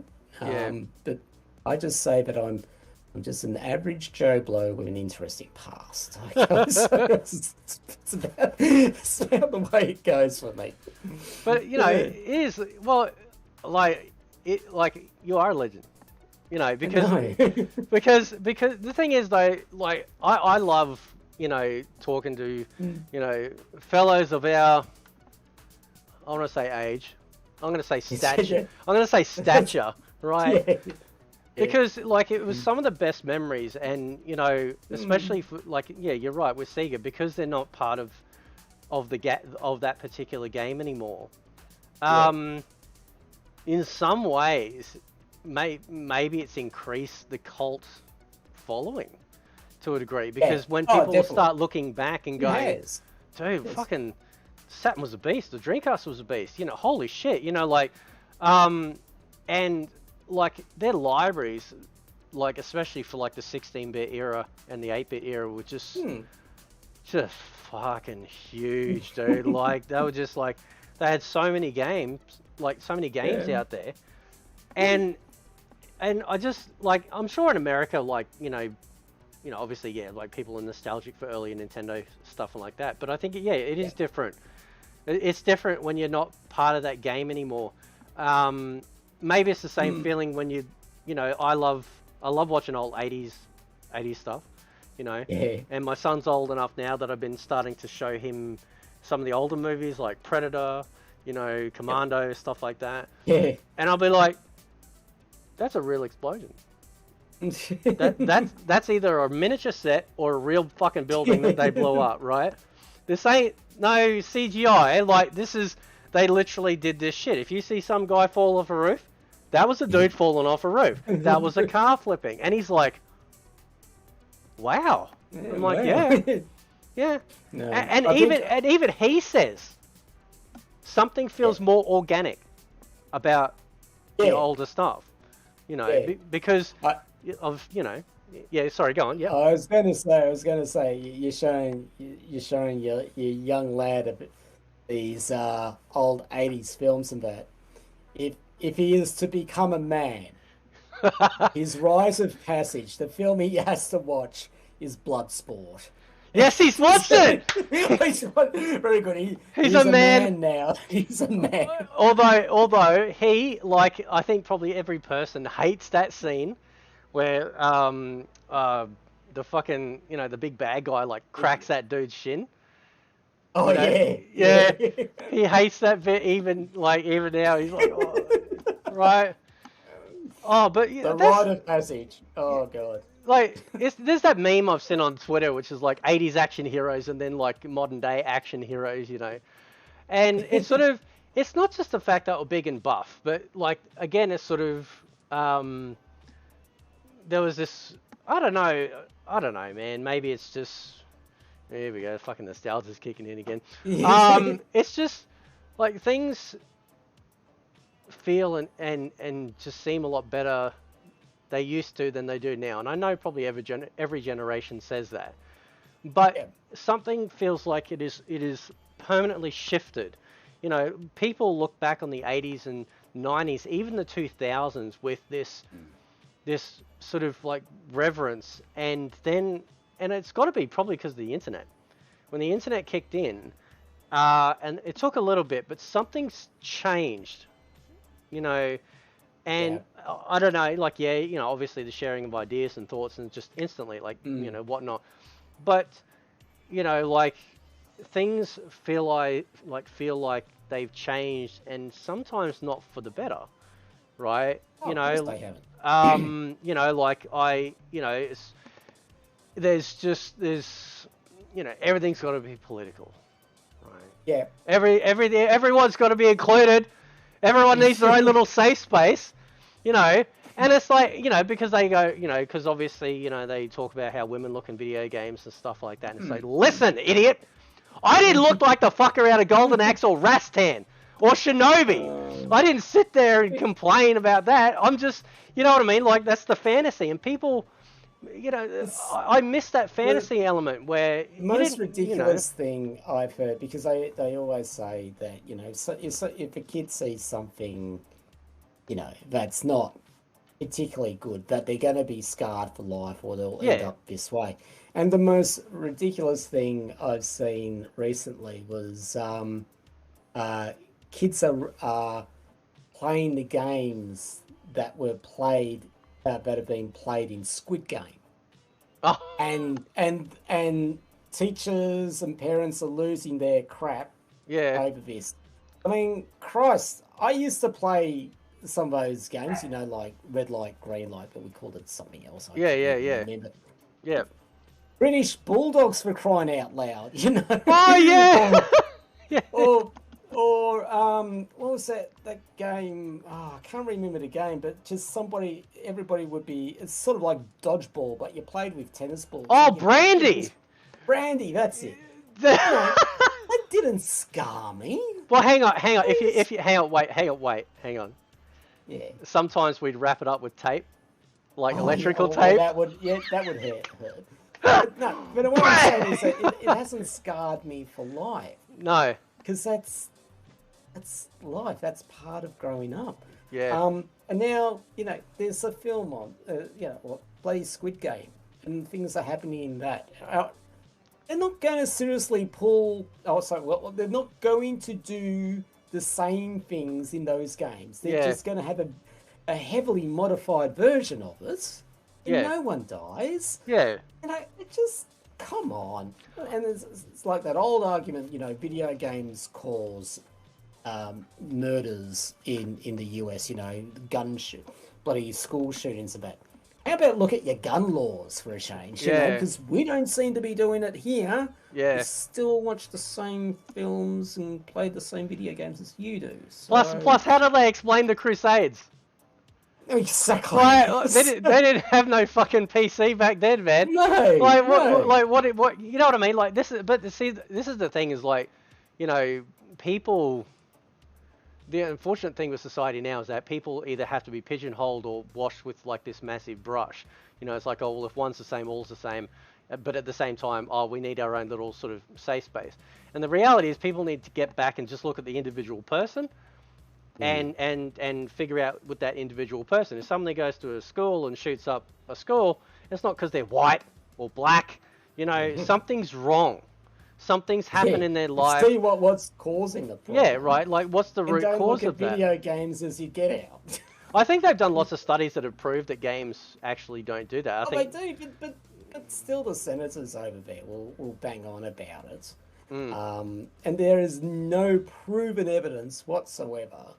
Nothing proved to say that it is. Well, it's like the censorship with Sony. Like, Sony has been very censorious with a lot of their games in recent times. I think ever since they moved from Japan to California, and like, you know, the Nintendo Switch cover of like an anime, you know, will show like the thigh and a bit of cleavage or whatever. You're like, yeah. it's so weird that Nintendo went from like family friendly to don't give a fuck.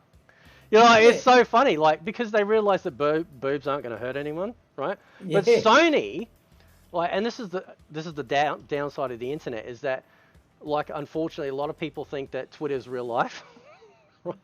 Right? Yes. You know, so they listen, Uh, developers and stuff, and they listen to some of the, you know, sort of these bad takes and stuff. Is like, oh, you can't sexualize a woman because, you know, it's like, well, I don't see any middle-aged fucking bald dad bod video games out there. I need representation too, motherfucker. You know, like it's just like I don't, you know, like most people don't care because it's a power fantasy, just like watching a movie. It's an escape. But developers start listening to this crap, you know, and Sony will make sense. You know, they'll put like a blur over a chick's thigh and stuff. You know. the funny thing is that if it's in a video game, it's not acceptable. But if it's in a film, Yeah. it is. Yeah. Now, what's the difference there? Well, simply because the kid can go and watch it. But here's the thing. They both have similar rating systems. Yeah. But how the heck is okay? If the game's got an 18 plus on it, if the game's got an 18 plus, then how the hell is the kid getting their hands on it? Yeah. So maybe just have a chat to the parents and see who's paying for this game. Yeah. Yeah. Look, I'm not. I mean, at the end of the day, everybody's got to be treated with respect. Okay. Yeah, So absolutely. Whether you know you like the same sex or you know you identify yourself as the opposite sex. It doesn't really matter. All I care about is who you are as a person. Yeah. And as long as you're not An asshole. prick. Yeah. As long as you're not a prick. I mean, I'm cool with that. I think we got to that point. I think we got to that point in society a couple of decades ago, maybe, where like no one gave a shit anymore. You know, what you did privately. If you're a nice person, I'm not going to care. And it's sort of funny because, like I said, I watch a lot of old stuff.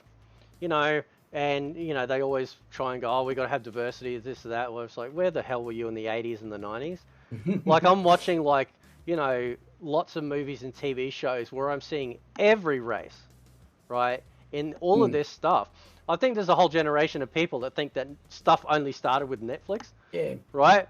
Yeah. And it didn't. And it's like you have no idea. Not to mention if we get into anime, right? Okay.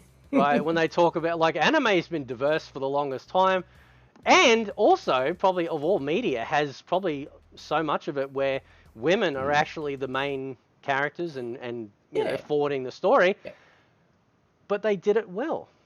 You know, like you know when you don't, if you focus on ticking boxes, you're gonna ruin it. If you focus on good story, then it doesn't matter. Look at Ian McKellen, Gandalf.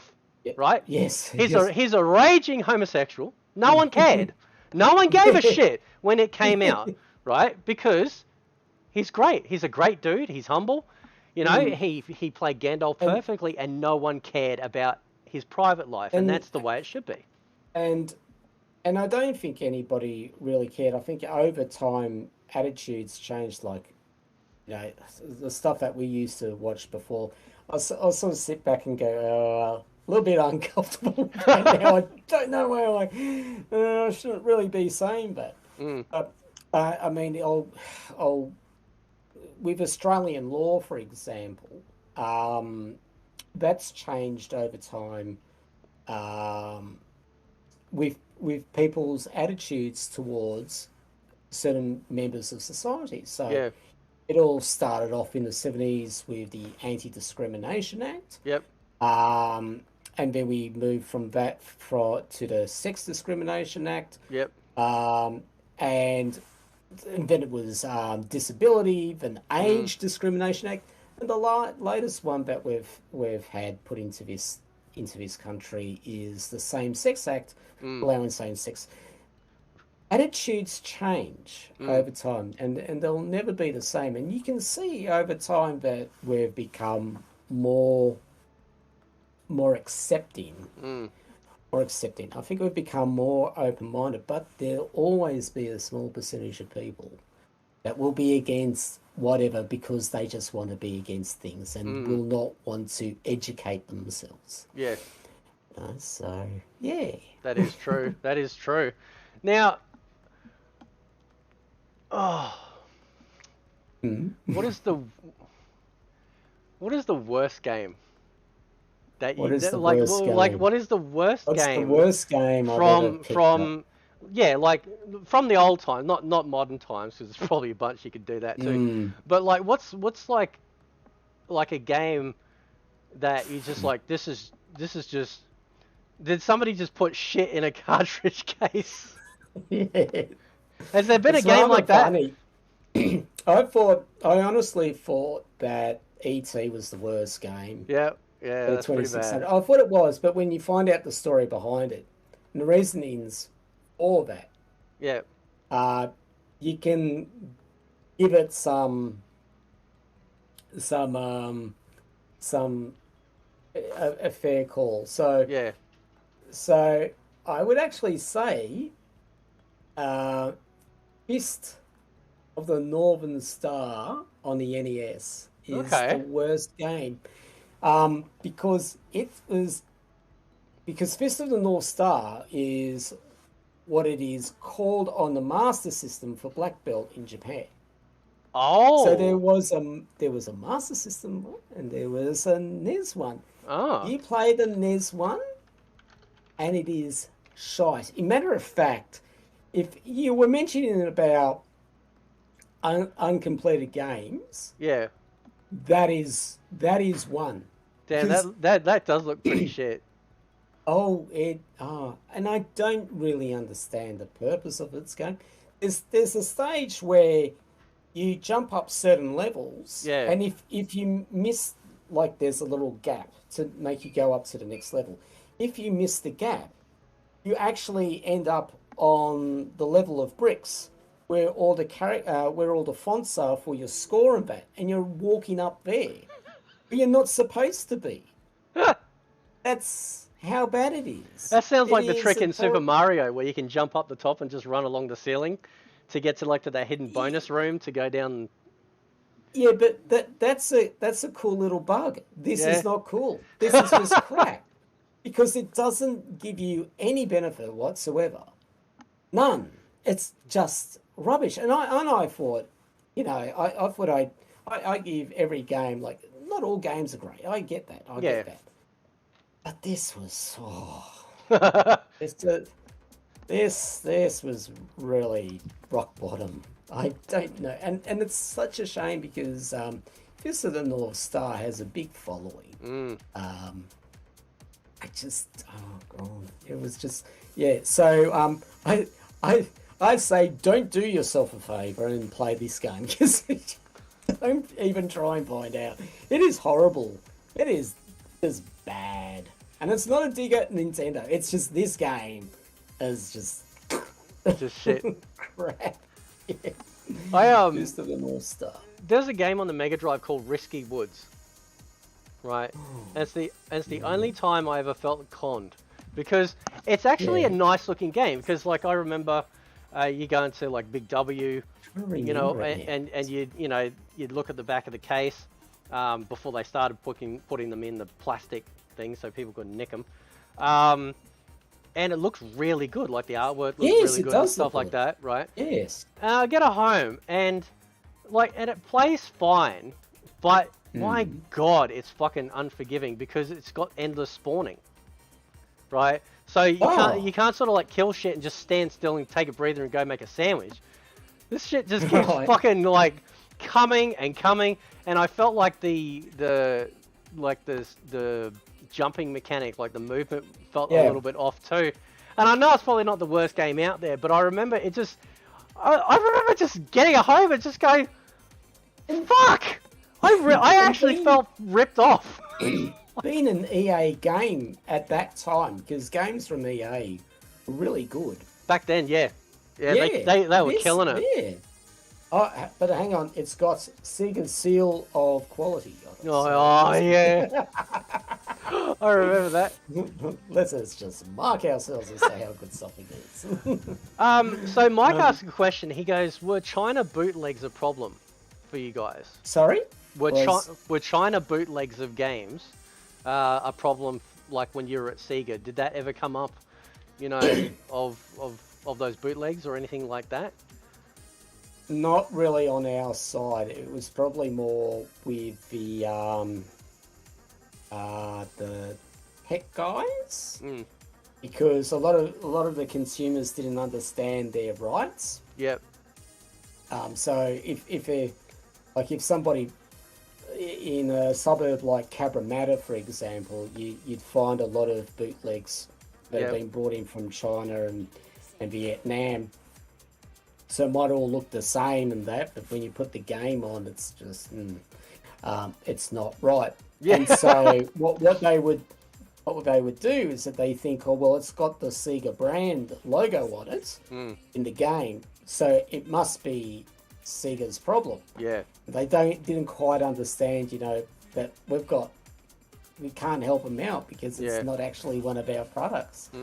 But was it a big problem? Not really. Not really with cartridge-based games. That was never really a case. Yeah. But once everything went onto a CD format, and didn't really affect us, affect Sega so much. It would have affected a lot of the publishers out there. Yep. Because it was just so damn easy to copy things. It really was. I remember. Oh, you're going. Sorry. No, go.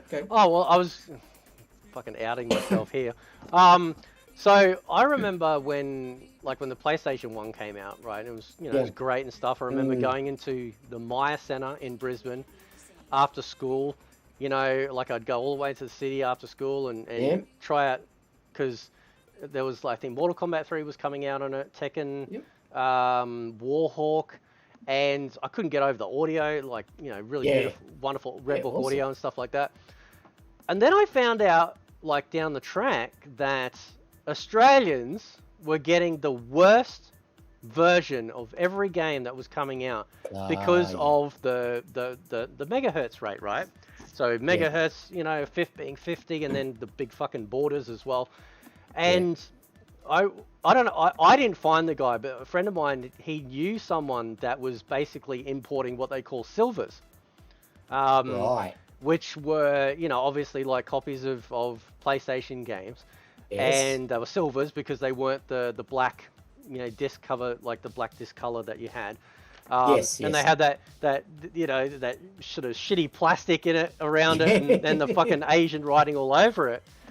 But I tell you what, my God, and of course, one of the first few things you used to do for a PlayStation to sort of get around the ability to play overseas copies of anything, even if they were legit, was the spring. Do you remember that trick? The spring trip? The trick? So remind me. Okay, so it rings the bell. Okay, so if you had a disc that had so you know how you could access the music menu on the PlayStation 1? Yeah. And so a game like Doom, you could actually go in and you could play the music tracks because they were done in a format that actually allowed you to play it. So what you did is that you had the spring in there to keep the lid up, and you'd load the game up with, say, a game that had music tracks like Doom. And then when it got to the certain part of the logo, you'd rip out that disc and put in the other one. And it confused the system into thinking that it was actually authentically running the game, whether it was an actual authentic overseas copy or not. Right. And then they wised up to that, and then of course the birth of mod chips and stuff came out. But I remember this one night I was over at my friend's place, and he invited this guy over. He was an adult at the time, and we were only teenagers. And he walks in. He looked like a Wish version of Hulk Hogan. It looked really weird. His name was Peter, and he was running this business called Phoenix Imports, where he was selling things like 3DOs and Atari Jaguars and stuff that was kind of hard to get in the retail sector. And of course he was selling silvers, which you can't do. right? yeah. But this was all new Okay. back then. I remember he walked in with a fucking army duffel bag and he just tipped the shit all over the bed. It must have been a pile of like silvers, because you know how thin the CD is, Yeah. and they were just everywhere. And it was just like Christmas. It's like we're just, going through this shit, right? Because we had no idea, because there was such a massive demand back then for games that were running at proper speed. Yes. So Yes, having like, you had to modify the system to then be able to play the overseas games, even if they were bought legitimately, to run in full screen and at full 60 hertz. And not that I don't advocate for piracy, but I understood why people did it. Why people did it? Because we were spending $100. I remember when Final Fantasy VII came out, a guy I know, he imported the American version, like legit, and we sat up playing it all night, full screen, 60 hertz. And I think when I went back to the game shop, they had it running, like they put games on in the game shops to run attract mode. And Final Fantasy VII, like, it had it's like the screen that we're looking at for Discord. Big border at the top, big border at the top, bottom, and you only had that window in the middle. I'm like, my God. And especially for fighting games like Tekken, Mortal Kombat, Soul Calibur, you'd press the punch button, and then like half a year later you'd do the attack, And like in the PAL regions, I absolutely understood, why people got into that. And then PS2, things started to change, and they, that started to, fix that issue. But interesting how, like, was that the same for the cartridges though? Because I know. Cartridges were generally like that. So that was our versions were slower than Okay, definitely. Yeah, because I didn't know if it was I didn't know if it was because it was a CD based issue or cartridge based or just This is why I have a little bit of a hard time playing emulators these days, because they're all in 60 hertz. Yeah. So they go, ooh, it looks better on the screen, but it goes a little bit faster than what I'm used to. So yeah, I think I saw when on your Twitch channel, I think you were using RetroArch, and I've only just got into RetroArch.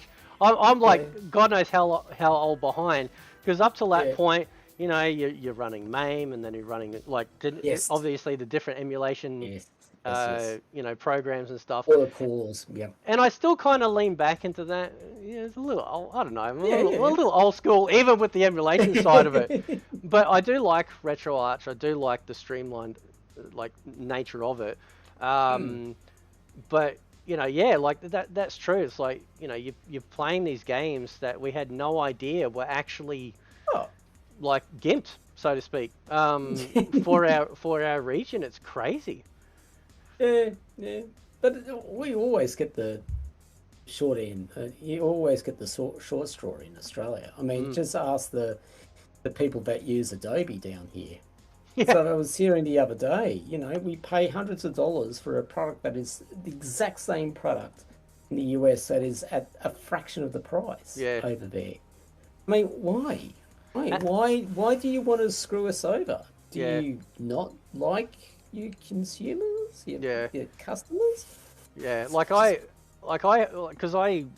pretty much primarily play on PC now. Obviously, with emulators and stuff, you can do too. Yeah. But on my Steam library, I own 7,000 games. Okay.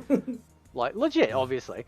And that's because when I had the PS3, I went crazy and I bought 400 or 500 PS3 physical discs. I used to import a lot from the UK because they were cheaper. Right? Yep. You could import about 3 UK PlayStation 3 games for the price of fucking one here. And most of the times the DLC and stuff worked anyway because, PAL region.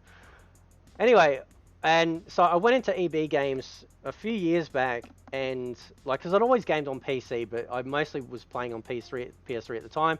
And then I got to the end of the PS3 life cycle. I'm like, fuck this shit. I can buy all these games cheap on PC, and they look 1,000 times better. So I went into EB Games, and they had a deal on where you get like an extra, I think, 40% trade-in value, right? And then of course you had like the EB card that adds, 20% or whatever. Yep, And yep. then if you got cash, it would, obviously they take 20% off, but the extra 20% gained was, so it cancelled each other out. Mm-hmm. So this is no word of a lie, I think it was about $3,500, $4,000. Nice. Right, I had that many games like to trade in, and then the bonus on top of that. And the guy, like he printed out like because they print out tickets to put on the trading Yes, games. yes. It went from the front of the store all the way to the back, all the way across the back, down the other side, and that wasn't tight. That was like, nice big bow. I had to wheel my fucking games in on a trolley, but I took all that money and I reinvested back into PC gaming. Bought more hard drives, upgraded the PC, and bought games. But what I did is that's when I got introduced to CD key websites where you could buy these games like legitimately, but they'd be so much cheaper than what they're being made available on Steam.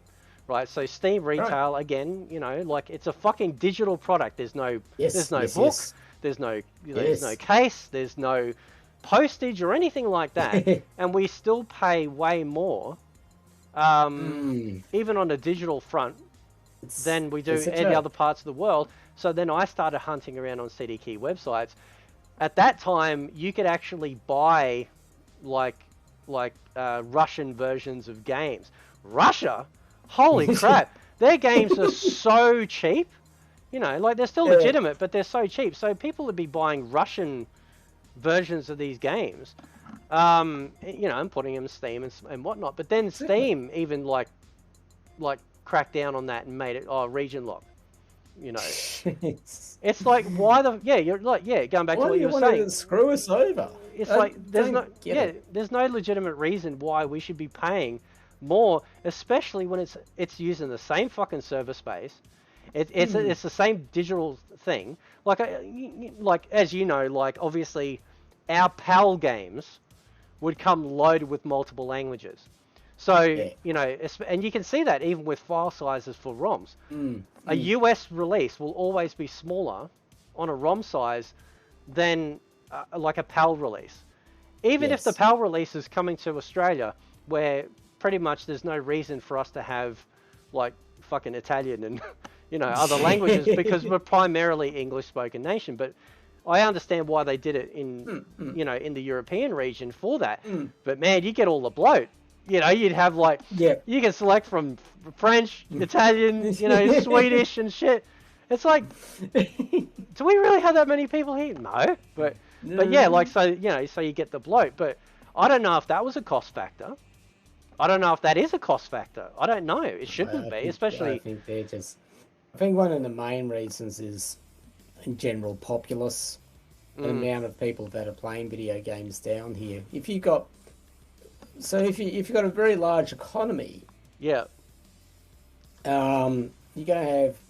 Let's look at the can of Coke. Yeah. How much is a can of Coke here in Australia? It's $2 now, and you get that skinny little can, all right. Oh yeah, that little Yeah, that little thing. Now the can's on the diet. It's just not the diet version. The can's on the diet. But in the US, like they're cheaper. I think they're about $1.30. I might be wrong. Correct me if I'm wrong. But they're a lot cheaper. But you got to understand, there's a few factors that play behind this. One is number of people. Yeah. If you got million, what have I got? 250 mil over there, or 350 mil? Yeah, it's crazy. If you got a large economy with lots of people, then of course that item's going to be cheap. Yeah. The other factor you've got is understanding how much the average wage is over there. Now, if you want to make it accessible to everyone that's there. Compare that to the average wages and then work it out. All right, this should be the right price for it. Yeah. Okay. Now, when you look at Australia, okay, there's 26 million of us. Out of those, how many are playing video games, and out of that, how many are buying that particular Yeah. game? How many are going to play it? So it's a numbers game. If we had an economy the size of, say, the US, then hell, it would drop a lot lower. But then there's another problem. We get paid a lot better Yeah. than most people around the world. Yeah, that's true. Okay, so that's what they're feeding on, because they know that you can really afford it. You say that it's expensive, yes it is, but if you save up enough bickies, you can buy it. Yeah. And that's the thing that they work on. So that's how a lot of pricing can be worked out based on like size of the economy, average wage. This is the price point. You look at Russia; it's not a huge, in terms of the world market, it's not the biggest economy. Not everyone's trying to trade with them. Yeah. They've got a huge population, but what are their wages like? That's not great. You see? That's why it's so cheap. Yeah. That's why why do you think you and I like going over to Bali? Yeah. Yeah. Because it's cheap. Yeah. It's cheap. And we live like kings over there. Yeah. But for them, like when we spend $100 over there, they're like, great, I'm winning, So there's a lot of factors behind that, but it still doesn't justify. If something is worth one price in one country, let's get it a little bit more even. Yeah. And big brain time. Yeah, like I know, because there's been a lot of controversy with like Epic Games and Tim Sweeney and, going after everyone for these like, 30% cuts and stuff like that, which is actually in the industry standard. Going after like Valve for that is like, they'd have to go after Sony and they'd have to go after EA, they'd have to go after Microsoft and Nintendo. And I'm glad that like they weren't successful in that court case in terms of that. But, he's like, the developers should be getting more money. It's like, yeah, but from my Australian perspective, when I look at the Epic Game Store, the games are not cheaper. Yeah. Right? So your Crusade, at the end of the day, might line their pockets, but it's actually not making the games for us to be able to be purchased cheaper. Yes. So what is the point? Yeah. Right? So I'll support you if you support me. so Mike says 30% is too high, but like, I think people don't realize that, if you put your game, for example, on Steam, right, which is just a store, just a digital store, you get everything from an an attached community, which comes with its own discussion forums. You have your friends lists. You have all these features baked into it, like overlays. You have even some games, for example, on Steam. If you have a game that's only got a local co-op mode, you can now. So if I had that game and I had you on my Steam list, and you didn't have the game, I can invite you to play it. And that's like, even though it's a couch co-op game with no online functionality, right? So they've added these things into that. So not to mention that there's advertising, that they can do through the Steam store, whatnot. So if you're paying 30% and you're getting nothing, yes, absolutely, I'd be questioning it. But people forget that side of it. It's like, well, what am I getting for that? What am I, I'm getting the exposure and associated features, stuff like that, as being part of that, particular ecosystem. Like people, like I'm not an Apple fan. We got my daughter, we got her an Apple phone. She had an Android, and then when she got, diagnosed, I thought, well, I want to make sure that she has something that I know is going to be 100% working all the time. And so I'm not a fan of Apple, but I'm not an idiot either. And I thought, well, I want to make sure that she's going to be able to scan her, her device anytime, no problems. If the fucking phone dies or there's an issue with it, we can literally go to a store and get it sorted just like that. With Samsung, it's good luck. good fucking luck. You literally got to have like the smoking gun and the corpse and shit, do it. It's just a pain in the ass. So in that instance, we wanted to make sure, and that's the reliability that people buy into with Apple. They like the ecosystem. They like the fact that they're quick to fix things and stuff like that, and people have that right too. you know, but when people go, oh, Apple's evil corporations taking all your money, it's like, yeah, but you got to give it to them first. Yes. You know what I mean? It's like back in. Do you remember that movie with Sean Connery and Wesley Snipes, Rising Sun? Oh God, I haven't watched it, but I know of it. Okay, yeah. So basically, you know, it's and they got the guy that played Shang Tsung in the original Mortal Kombat '95 film. They got Kerry in it, and it's actually one of my favorites. A little bit naughty, a little bit booby in that. I won't say. Okay. Right? But yeah, but it's risque. Yeah. Risque. I haven't heard that word for a while. But I'm still trying to bring words back like rad. You know, rad. I like rad. I like, I'm trying to bring them back. People tell me not to bring them back. Get fucked. I'm bring it back. But anyway, so it's basically, you know, it's a crime thriller, and it leans a lot into, you know, Japanese discrimination, because especially back in the 80s and 90s, there was a lot of Japanese buying up a lot of businesses and stuff like that. I don't have a fucking problem. I love Japan, for God's sake. You know, and one of the lines is that, like, this Japanese guy, you know, he's like, you know, if you don't want people to buy it, then don't sell it, right? Yeah. Like, it's like, you know, what difference does it make if the Japanese are buying it? They weren't buying it and then creating like missile silos. They were just, you know, just buying it. And Yes. I actually thought that was a really good movie. That's, you know, when they talk about, oh, we need all our cinema and movies and stuff to address racism and shit. It's like, this is a movie back then that did it well. You know, Yes. what's her name, Tia Korea, who was in Wayne's World. She had, in the movie, she had like essentially a deformity. She talked about how deformity is looked down upon in Japan, and of course the American, you know, some of the Americans in it were racist against the Japanese, you know, and stuff like that. So it was a great film to have, and Sean Connery was obviously, like, his wife is Japanese, he's pro-Japan, so it was great for his perspectives and the perspective of the film to say there's nothing wrong with these people. Like, why are people going crazy about, you know, attacking the Japanese? And again, you know, like, you know, people that think that movies only started with Netflix don't realize that there's been a few decades of movies and TV shows addressing it. Dude, I love Lethal Weapon. I love the fucking Murtaugh family. Do you know what I mean?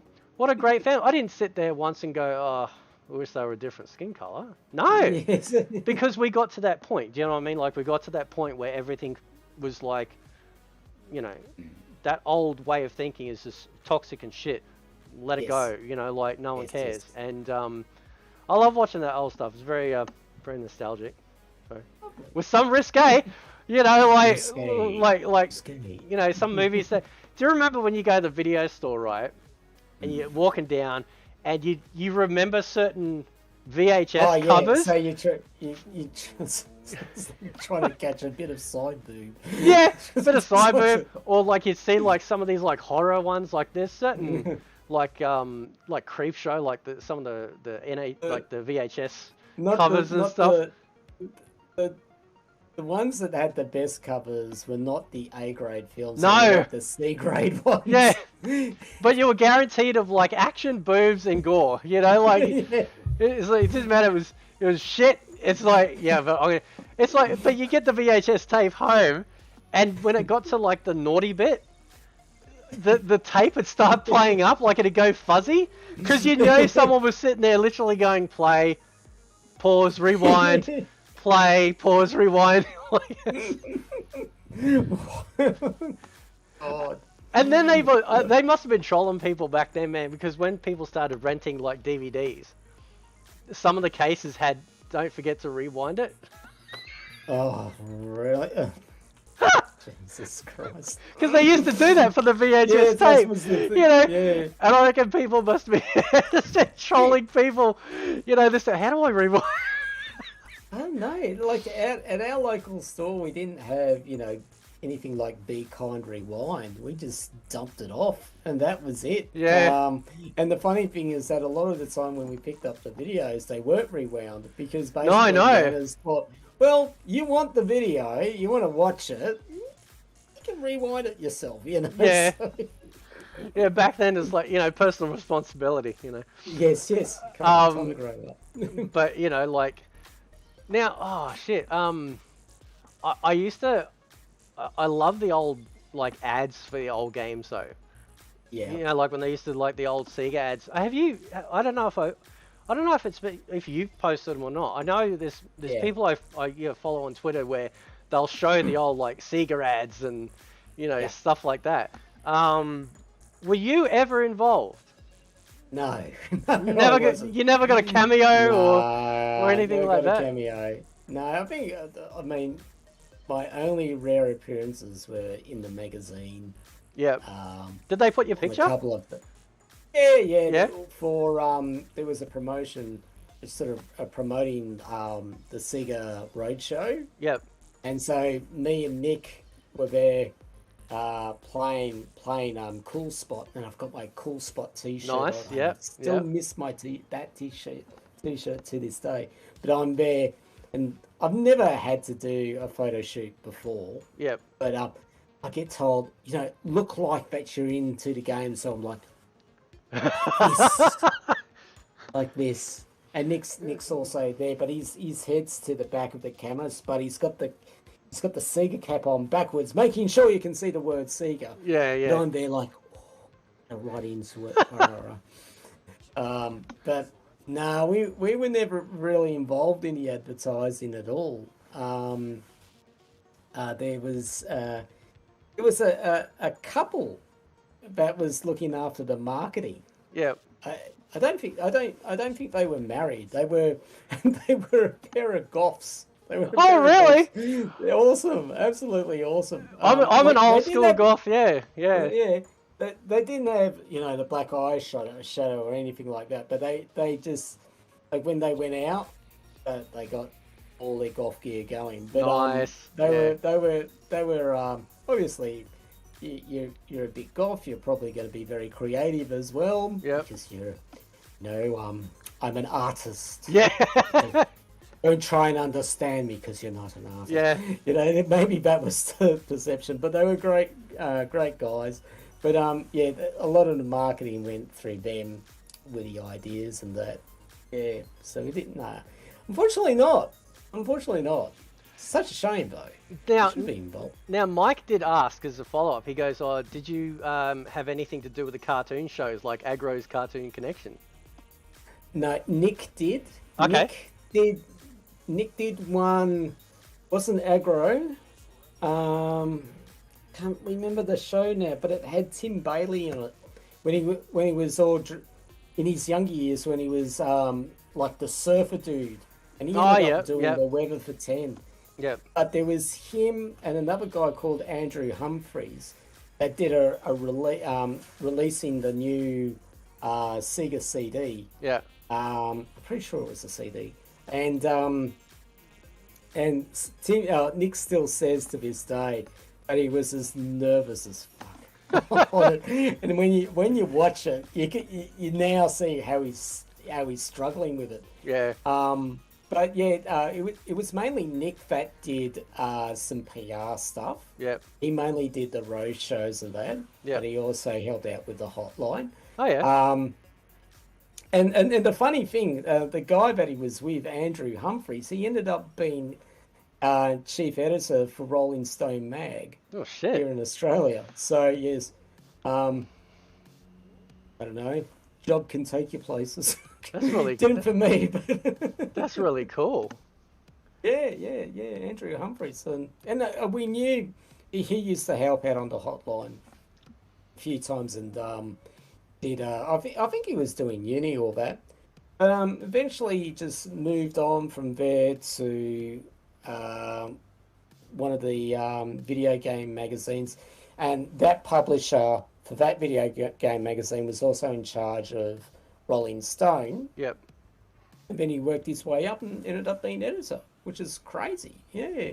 That is pretty cool. That is really cool. Very weird. Now, did you ever have okay, so you obviously must have watched like 80s cartoons and TV shows and stuff like that. Now a favorite TV show, And I remember hearing somebody say this on one of those shows, like one of those reality shows where they have like paramedics and they go around and help people. And this guy goes, you know, ever since I was a kid, you know, watching Airwolf, and I'm like, fucking Airwolf! And I'm like, it's like, holy shit! Like, it's, you know, it's like, you know, diamond in the rough, you know. So I was like, it was so cool when they, you know, when they brought out like an Airwolf game. Was there ever something that you loved as a kid, like Ninja Turtles or He-Man or anything like that, where, you know, they actually made a game about it, and you're like, oh, I've got to get that, you know? This like, is good. That's a good question, actually. It's actually some. I think Ninja Turtles was the one. On the NES one? I think that's. Was that the NES one? No, in the arcade, which was. Oh, yep. Yep.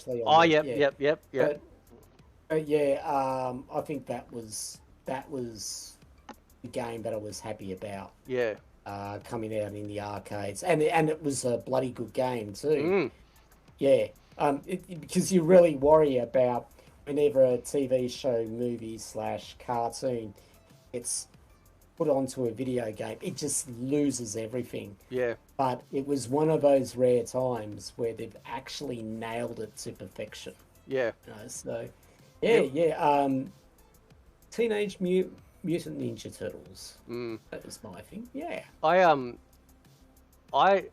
It's a guilty pleasure when I'm loading up emulator, like especially an arcade one where you got to put coins in, and I sit there and I'm adding as many fucking coins as I like, you know, or I get real nasty and I put it on free play, because I remember like when it's in the arcade, it's like I've only got $1. Well, I've got to make this dollar count, man, at this arcade, you know, and now it's just like. You know what I mean? Like, I can as much as I want. Infinite things. Now, Mike did ask about the 3DO. Ooh. Now, have you? I think I played on a 3DO once. Did you? Sorry? Did you ever play on a 3DO or see? Nah, I never got it.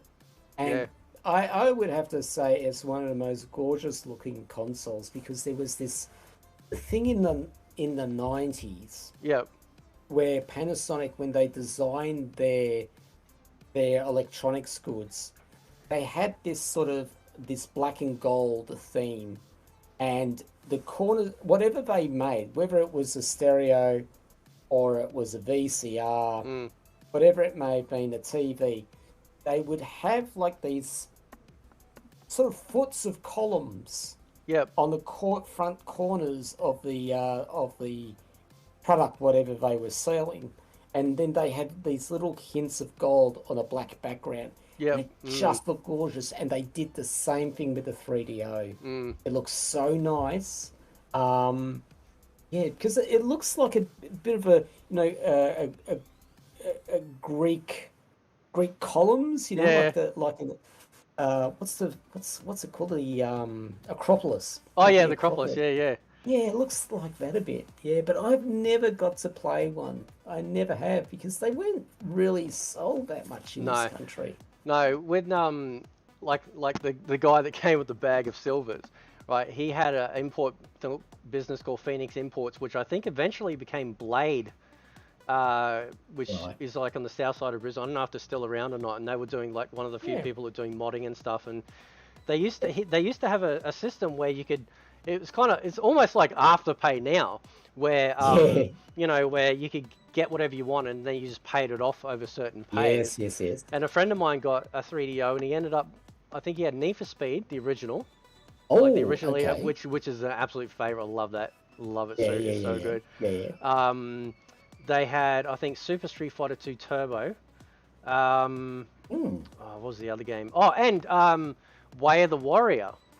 Yep. Do you know Way of the Warrior? Yep, I do. Now, Way of the Warrior, for some reason, and I don't know why, Naughty Dog never ever fucking acknowledges Way of the Warrior. But that was like one of their first games, dude. Oh, okay. Right? It was a Naughty Dog game. Oh, really? Yep.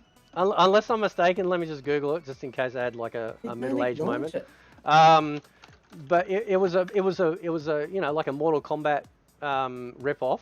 Yeah. Yeah, developers Naughty Dog. The composer, holy shit, dude. Fucking Yeah. Rob Zombie. Holy shit. Rob Zombie did the music. What's it? Oh, wow. Yeah, so like if you go to like Naughty Dog's website, they never list like Way of the Warrior. I don't know why. They don't acknowledge it. But it Isn't was that weird? exclusive only to the 3DO. It's dodgy.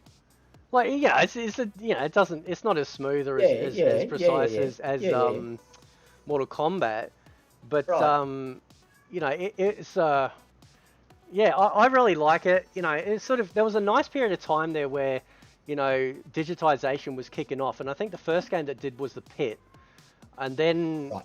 Mortal Kombat, and then obviously they did it for the Street Fighter movie, Mm-hmm. and then Way of the Warrior.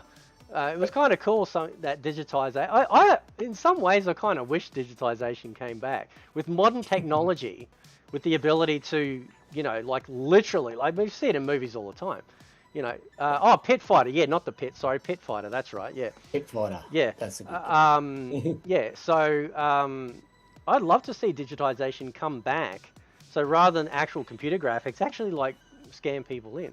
But Yeah. but yeah, so 3DO, like that was like some of the big heavy hitters that it had, on the system, and like you couldn't get them anywhere else. Of course, eventually like Need for Speed and Super Street Fighter 2, I think, came out on PC. But yeah, Way of the Warrior never came out on anything else. It's one of those rare games that it's 100% locked. Only obviously you can emulate it, right? It's easy. Yeah. But I never owned a Jaguar either. Like I never got into the Jaguar. Yeah, and there's I've played it a couple of times. I think what didn't help it was that bloody control pad. Like, what the hell? Where was that going? Yeah, but there's some great bloody Tempest 2000. That's a brilliant game to play on it. Yeah. Yeah, it's just it's. I would think that the Jaguar was the Dreamcast for Atari. Yeah. It was a great computer, a great console. Was it as powerful as they said it was? Like for its time, like I haven't looked into the specs so much, but Yeah. I don't think it was. Yeah. I don't think it was as good as what they banged on about. Yeah. Yeah, because I remember the marketing for it was like this. It was like this game changer, and ended up becoming like this sort of massive disappointment, which was a shame. Because I always had a soft spot for Atari. I never owned an Atari. Master System was like the first system I actually like. You used to rent system. You used to be able to rent from the video store. Yes. But I remember, this sounds really bad when I say. I remember, I saved up my money. I think it was like grade 8, and there was a guy at school who was older, and he's like, oh, I'll sell it to you. Meet me at the train station. And then when I say that now, it sounds really bad and perverted, Meet me down the lane. Yeah. But no, so I had to travel all the way out in this train line to where he lived, and he rocked up, and I gave him. I think I paid like $80, and I gave it, he gave it to me, and I went home and I plugged it in, and that was one of the first few times I sort of was understanding like the tuning, for the for the UHF and shit, Yes. Kids these days you'll never understand that joy. Yes. When you're scrolling through past channel 7, channel 9, channel 10, and then you're like, oh, is that it? And then it's black and white, and then you keep going a bit more, And if you're really careful, you can pick up some FM stations at the same That's right, time. Yes. Yeah. No. And no, good old UHF. that was great. I used to get up every morning and play that before school. I used to play another good game actually on the SMS was the Gold Velius. Did you remember playing? That was like a hybrid. I didn't. The funny thing was that was the game that got me the job Oh, really? at Sega, because I've never seen. I've seen the game. I'm sorry, I had heard of the game. Yep. I had heard of the game, but I never played it. And the way I got the job was through. I had a contact in Sega of America. Yep. We did a thing called pen paling. Yep. Oh, yeah. You know. Yeah. So we'd send each other letters. I was a big fan back then. Yep. And one day she sent through a parcel with this box. I had no warning of it. She just sent it through. And I opened it up and it was like sheets of photocopied paper. And I'm like, what's this all about? I was like, and they were walkthroughs, cheat codes, you know. Yep. And guides on how to beat every game. Oh, wow. For games that we had. Yep. Games that were to be released, and games that had not even been announced yet. Oh, shit. So I had like this mother load of information, but I didn't know what to do with it. Yeah. And it wasn't until like a few months later I heard about the Sega hotline. Yep. I tested them out, and so I started bugging them for a job. Yep. And to cut a long story short, you know, back then there was this. You'd always get this question about, you know, what can you bring to the company? Not what makes you. What makes you valuable? What's you, the person? What can you bring? And I said, well, give me a second. And I slid across a sheet of paper. I said, what's this? I said, oh, I don't know. Just read it. Mm-mm. And it was Gavelius. Yep. She's going, where'd you get this? And I explained the story about, you know, who I made contact with in the US. And Sega was in their prime. Yep. I said, this is what I got. This is what she gave me. She goes, so have you got more of these? I go, well, it all depends. You know? And then I flew back down to Victoria. And a few days later, they offered me a job. Nice. Because they didn't have the walkthrough for Gavelius either. They were, from my understanding, they were trying to work on all of these games to get information about. Yeah. Even though they had it in their library for some time, but they didn't have any information on it. Yeah. So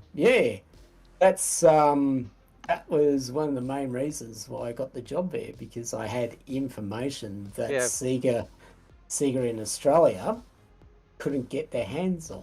What prompted? So were they the first hotline to ever help with gaming? The Sega hotline? No, there was one in the US. Yeah. I'm not sure about Japan.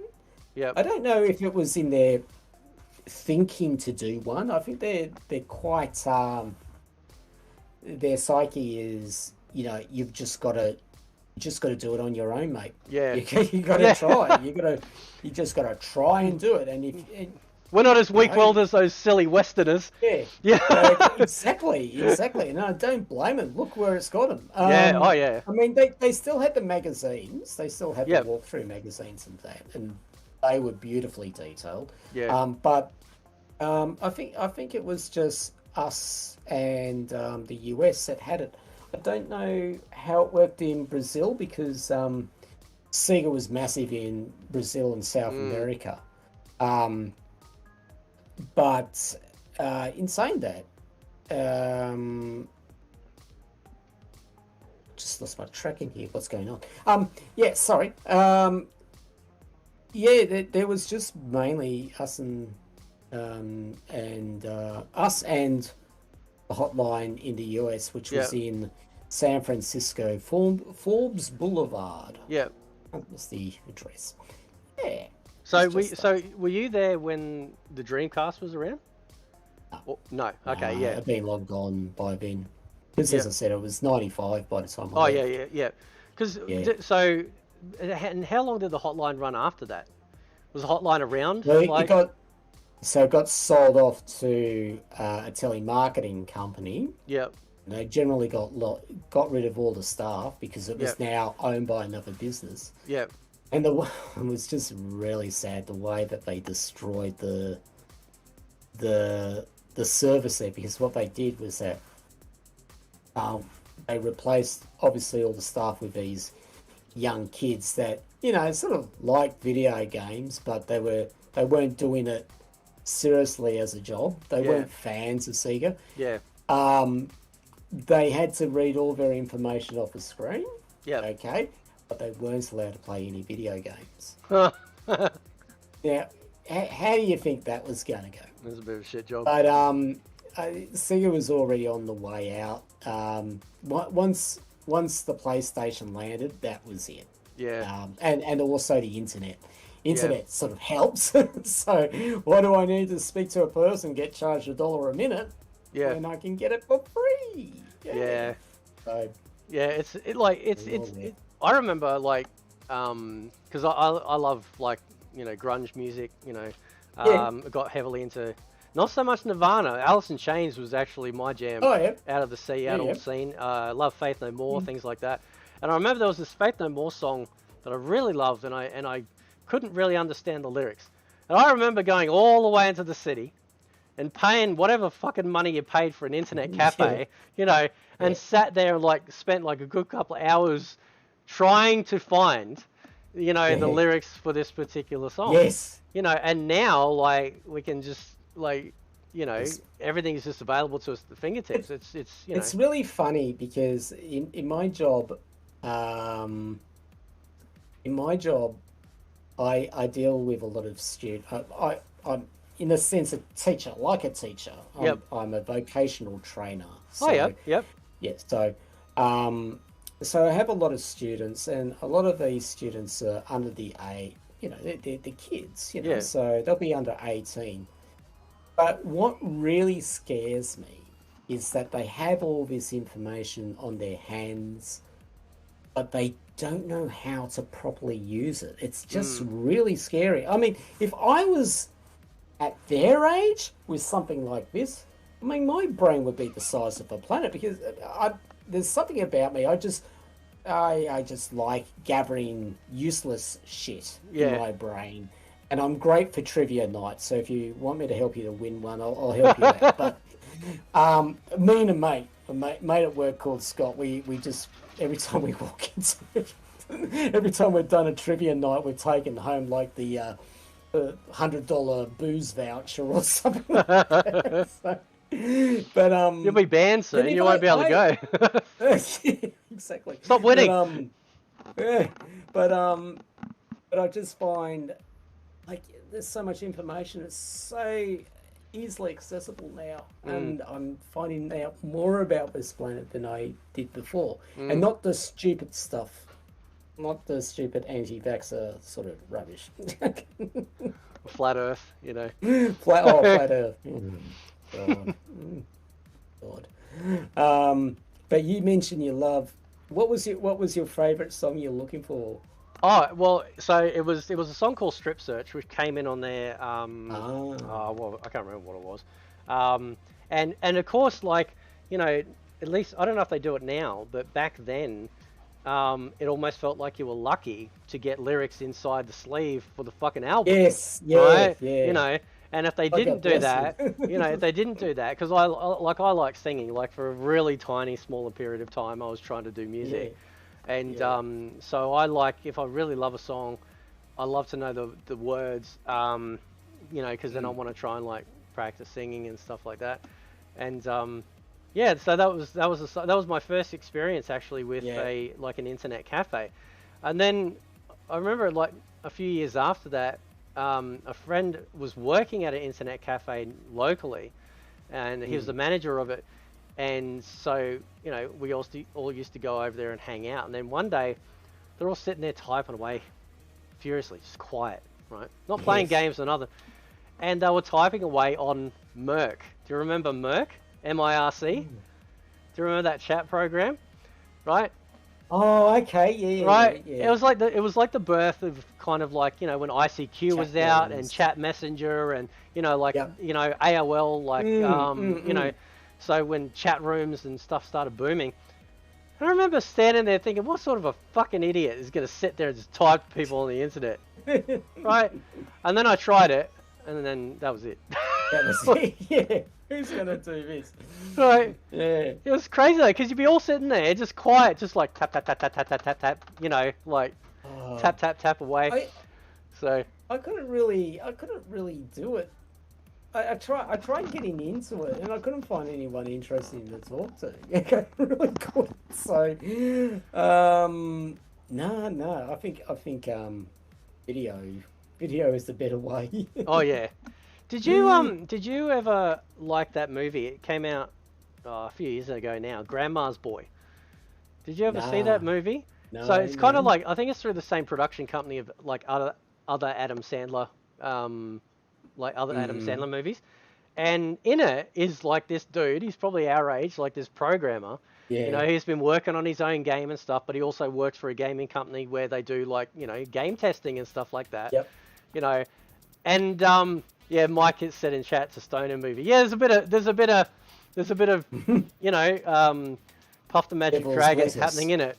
But it's such a, you know, there's like a dude in there who thinks he's top shit because he got like the highest score at some game when he was a kid. So he's like this prodigy, and he made a game when he was a kid, and he's this prodigy, you know, and then like got like the guy like our age who's, you know, who's just he loves like giving shit like to all the young people in there who, you know, they come in thinking they're all fucking top shit and stuff, you know.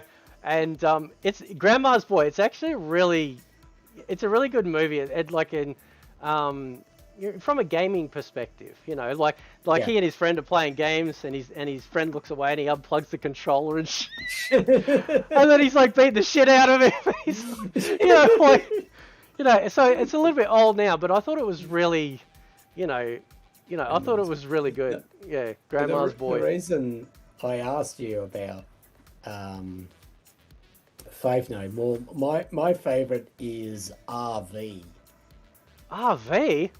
RV, which is on the Angel Dust? Oh, yep. And the whole there's not much singing to it, but the whole idea is that he's a overweight middle-aged man, and everything's gone south for him. He sits there and but feed it. Yeah. There's another song. I don't think it's on. It's not on Angel Dust. What's it on? It's Take That Bottle. I think it's called Take That Bottle. I think it is. And you know, not that I like, because I don't drink, so I don't identify with like that sort of behavior. But that's the good thing about music actually, is that I was able to understand, you know, like, you know, how he was feeling and stuff like that. And that's I guess one of the good things about music too, is that you can sort of apply or find sort of like common ground in stuff, even when, you know, it doesn't make sense. But yeah, I don't know. I really am getting to that age where I'm starting to look back and going, fuck shit, what really was better, you know. but as I was saying, like, it actually, like, it's weird because it actually does, like it feels like the world has turned this corner, and I don't know, man, like, you know, it feels like there's, like, I when I look back, I feel like there's a moment of innocence. I think it's probably the best way to describe it. That you know, we don't have anymore. It feels like, you know, like there's too much exposure. Do you know what I mean? Like there's too much. Like everything's been pulled back. You know, everything's a reality program. Yeah. You know, and when we can only blame ourselves because we created the first reality TV show called Sylvania Waters. Oh yeah, I remember that. Yeah. Yeah, I remember that. And we all got hooked on that, but we just find that they're not really reality anymore. It's not real. It's all staged. And then people look at that, and there'll be a certain percentage will look at that and say, "Well, that's what I want my life to be like." And I'm like, really? Do you really want that? I don't know. It's just people. like I don't need drama in my life. Yeah. And and you look at those sorts of programs and they're just soul sapping. They Yeah. really are. Now, if I want to watch TV, and I like you, I don't watch much TV. The only things I'll watch is the footy. I watch the footy, Yep. and I watch a bit of news. That's Yep. about it. But I'll be on the computer here watching documentaries of some sort to learn something about something Yeah. that I really don't need to know about, but just be helpful in trivia nights. But Yeah. that's, Well, knowledge is power, bro. Like that's that's I don't where know it's it's gonna kick about in. power, yeah, but it's just it helps in trivia nights. Yeah. But I just find that there is just so much fakeness these days. Now, and we thought we were starting to rein it in maybe back in the 90s, but it's just gone to another level, and there's no it's almost like there's no shame in doing anything wrong. And when somebody does get caught out for doing wrong, they give out this scripted line that's so, so homogenous. Yeah. Whenever a celebrity does something wrong, oh, I feel like I've let my friends down, I'm going to take some time away, rah, rah, rah. And it's the same shit every time, and then they're back to their old hijinks again. Yeah. I really, it just seems so fake these days. I think, like, actually, I think the internet was good, but social media, I think, has done a lot. Like, it's good because, I met you, we're having this conversation. So, like, it's had some benefits, but... Oh, yeah, there's benefits. I think, like, I don't think Twitter is, like certain social media is better than others. So, like, Twitter, for example, you can respond with a limited amount. So, therefore... Unfortunately, some people have adapted to, you've got to try and get that, you've got to go for that critical hit, right? To get the attention, you need that critical hit. There's no sort of, you can't just write an essay and deeply explain it, you're going, oh, well, I feel about this issue, whereas on Twitter, it's like, fuck you! Like, it's like, it's sort of, there's no, like Facebook's, you have people arguing on Facebook or maybe on YouTube, but places like Twitter where it's very instant, I think is, it's not very healthy. And you're right, like, there's enough scary stuff in the world, and you don't want to, bring more, drama into it. It's very easy to get into it. Yeah. The way I use Twitter is that I'm very careful as to who I'm following back. Yeah. All right. So, and every now and again, I have to do some filtering out because the whole idea is that I like differences of opinion. Don't get me wrong, but not uneducated, hateful speech. Yeah. I will not tolerate it in any way, shape, or form. Hell, my dad used to put up with it when he first came to this country, so I'm sure as hell not going to allow that to happen to any of my friends. And so I'm very careful about who comes on board, who I follow back. And if I haven't followed you back, I probably haven't got around to. No, I think you did actually. I really appreciate that. That was very cool. No, just anyone else. Oh, anyone in general, yeah. But don't worry, guys. He was just low key and getting me to thank him. That's all. But when you use social media, you've just got to be careful as to who you associate yourself with. Yeah. And like when I first got on Twitter about 3-4 years ago, I had the same skepticism about it all. But once I started interconnecting with people that I liked, that I knew that they were good people. Yep. I find that for me, Twitter is a positive experience, and I block out dickheads. I don't even get into arguments with them because as soon as you start arguing with an idiot, you start becoming an idiot yourself, and Yeah. you're lowering your standards. So What's that saying? They reduce you to their level and beat you with experience. yes, So yes, that's right. That's right. There's no point. And look, I'm no good in arguments anyway. Let alone a fight. I mean, I'm only 5'4" and wear glasses. I don't fare well. hey, but Yeah, I think. Clark Kent wore glasses too, man. Oh, yes, Right? yes, yes. And Maybe apparently he's come out now. That's a new maybe thing. Yes. But yeah, I think I say to anyone that wants to get onto social media, just be careful who you associate yourself with, and call out wrongdoing. yeah, Because if I had a mate that told me I was being a dickhead, I'd want him to tell me that I was being a dickhead. I would want them to tell me that, because I don't want to do anything wrong with people. Yeah. No way. yeah. Hey. And sometimes sometimes it's good you just get that a different perspective. That's right. I just that's sort of it's very easy. Like there's a lot of being a YouTuber, like you obviously see a lot of people they cover a lot of politics or a lot of the social justice stuff and things like that, and that's fine. For me, it gets too much. It's just even if you think you're championing the cause, there's so much negativity around it because none of it's ever positive. Like it's a continual shitstorm. And so so that's like why I prefer to focus on the things that I do enjoy. Because you get one shot at living, and let's try and enjoy that.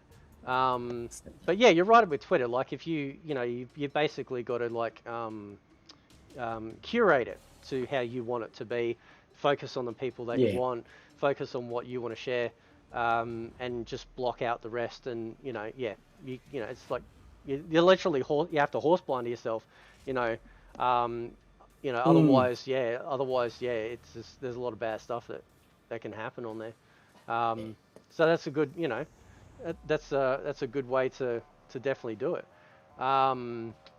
But I don't use Facebook as much. I keep being reminded that apparently. I don't either. That's the boomer tool now. Like this is people our age bracket. That's apparently, that's it. It's like that meme. But fucking. Sorry. Look. I don't watch it.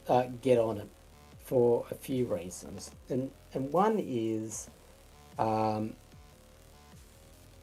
usually find that people who put out all these motivational quotes and that, Yep. are usually people that have the most screwed up lives ever.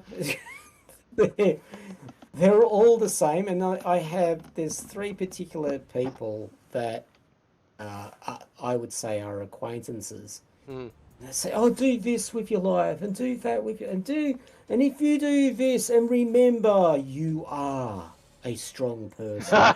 Yeah, You're a strong, independent woman. I know.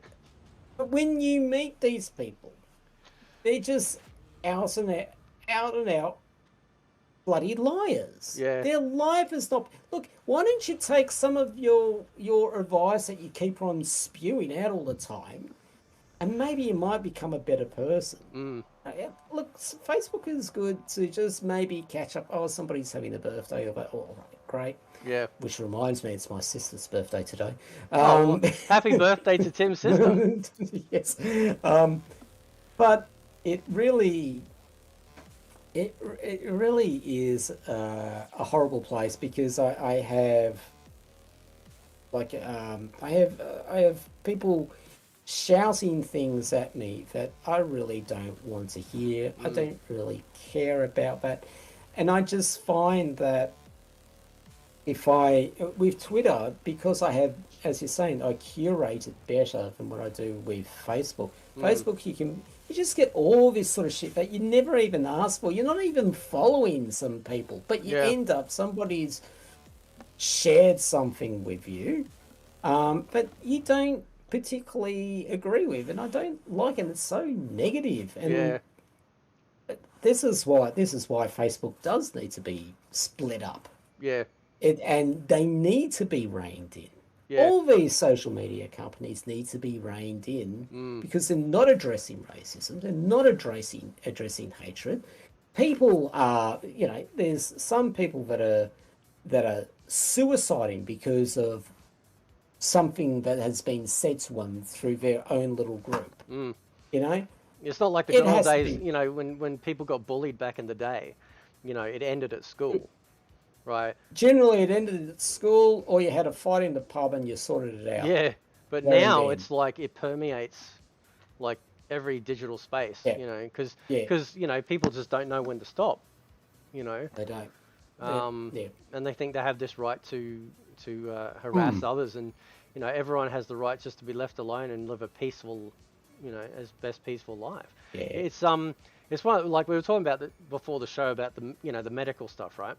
Mm. Um, and for us anyway, you know, like our little girl, she wanted things to just go back to normal, you know. Mm. Um, we actually, one of the nurses in the hospital's like, well, she can eat whatever she wants, just as long as she's got the Yeah. dose to match it, she's fine. So, Yeah. we didn't make a big deal out of it. When it first happened, we're like asking every 5 seconds, "You okay? You okay? Of You course, okay?" it's, Right? it's natural. And after a while, she's Yeah. like, you know, just I just want to go back to being, just living life, and that's it, and not being the focus. And that's one of the reasons too why we never, sort of joined any Facebook groups or communities in Yeah. regards to Good. that. We just deal with the doctors, with their regular visits and stuff. Because when I looked into those groups, it's all like tragedy and Oh, it suffering and stuff is. like that. And It is. it's like I don't want to see that, because then I'm just going to start freaking out.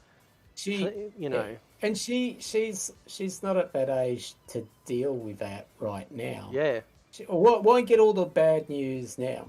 yeah, Like the type one is challenging, uh, but the important thing is that she focuses on herself, yeah, and as you said, like she wants to just try and live life as mm, normal as she can.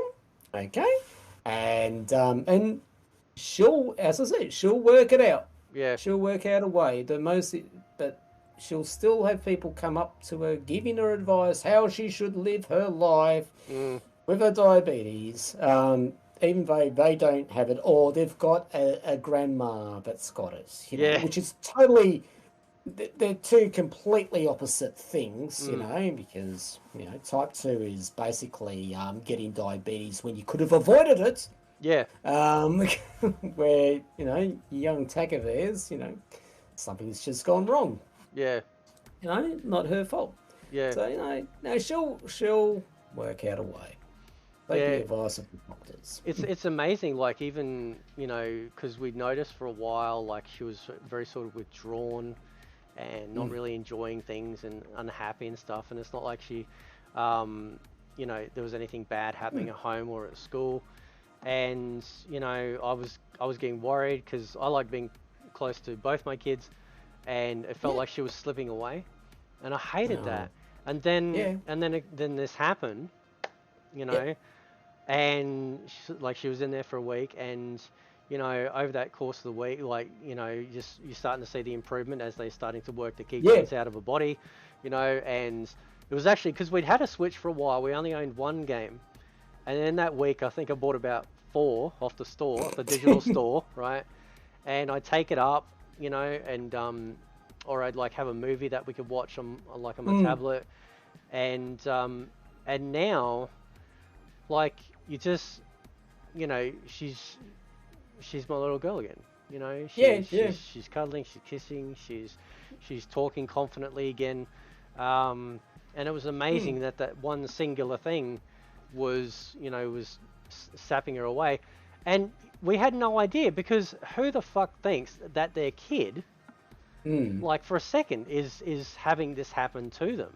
Do you know what I Mm. mean? Like, it's not like there's a big Oh. warning sign, but near the end there, we started noticing that she was drinking water a lot, Yeah. and we're thinking, but she's not overweight, So, Mm. nah, it's not going to be something like that, you know, like sort of Yeah. thing, you know, because, you know, everyone usually associates diabetes with Mm. overweight.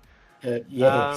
You know, Got nothing to do with that. no, not at all. And so, Yeah, you not know, a we tiny noticed one. that, and yeah, and it was just it's so like from the parents' side. I don't know if you've got kids or have kids that have it or anything, but No. from the parents' side, you know, when you find that out, and like I was just praying. I'm thinking, fuck, I just wish I could take it away. And I'm researching stuff and seeing Mhm. what Yeah. trials are going on and things like that. And Yeah. that I think that's normal in the beginning, because you all you want to do is protect them and Yeah. keep them safe and make sure that they can go back to loving everything. And now, you know, she can go out with her friends by herself, and Yep. you know, she's got a hypo kit ready, and you know, she, like I said, she does all the pinpricks herself if she needs to. If the sensors, we've had 2 sensors now in a row fail, Oh, you know. Jesus. I But the don't. good thing is though, you send them back and they do send replacements. They just, you know, take a while. You know, she uses the pens. You know, Yep. we've only had, I think we've had two of the blue ones break. So that's the nighttime ones, Yep. the nighttime morning dose. Um, but she's taken it all on board extraordinarily well, Mm. and I've never seen her better. Yeah. It's ironic, don't you, when you think about it? Like Yeah. this tragedy When thing had to happen. when your blood sugars are out of whack, your brain's not right. You can't think straight. Yeah. You know something's not right. Because I know when I'm either going low or high, Mm. I'll either get very shirty and start, and yeah, shirty the bear. This is a slightly aggressive bear. I get shirty. I start, getting into my own bubble.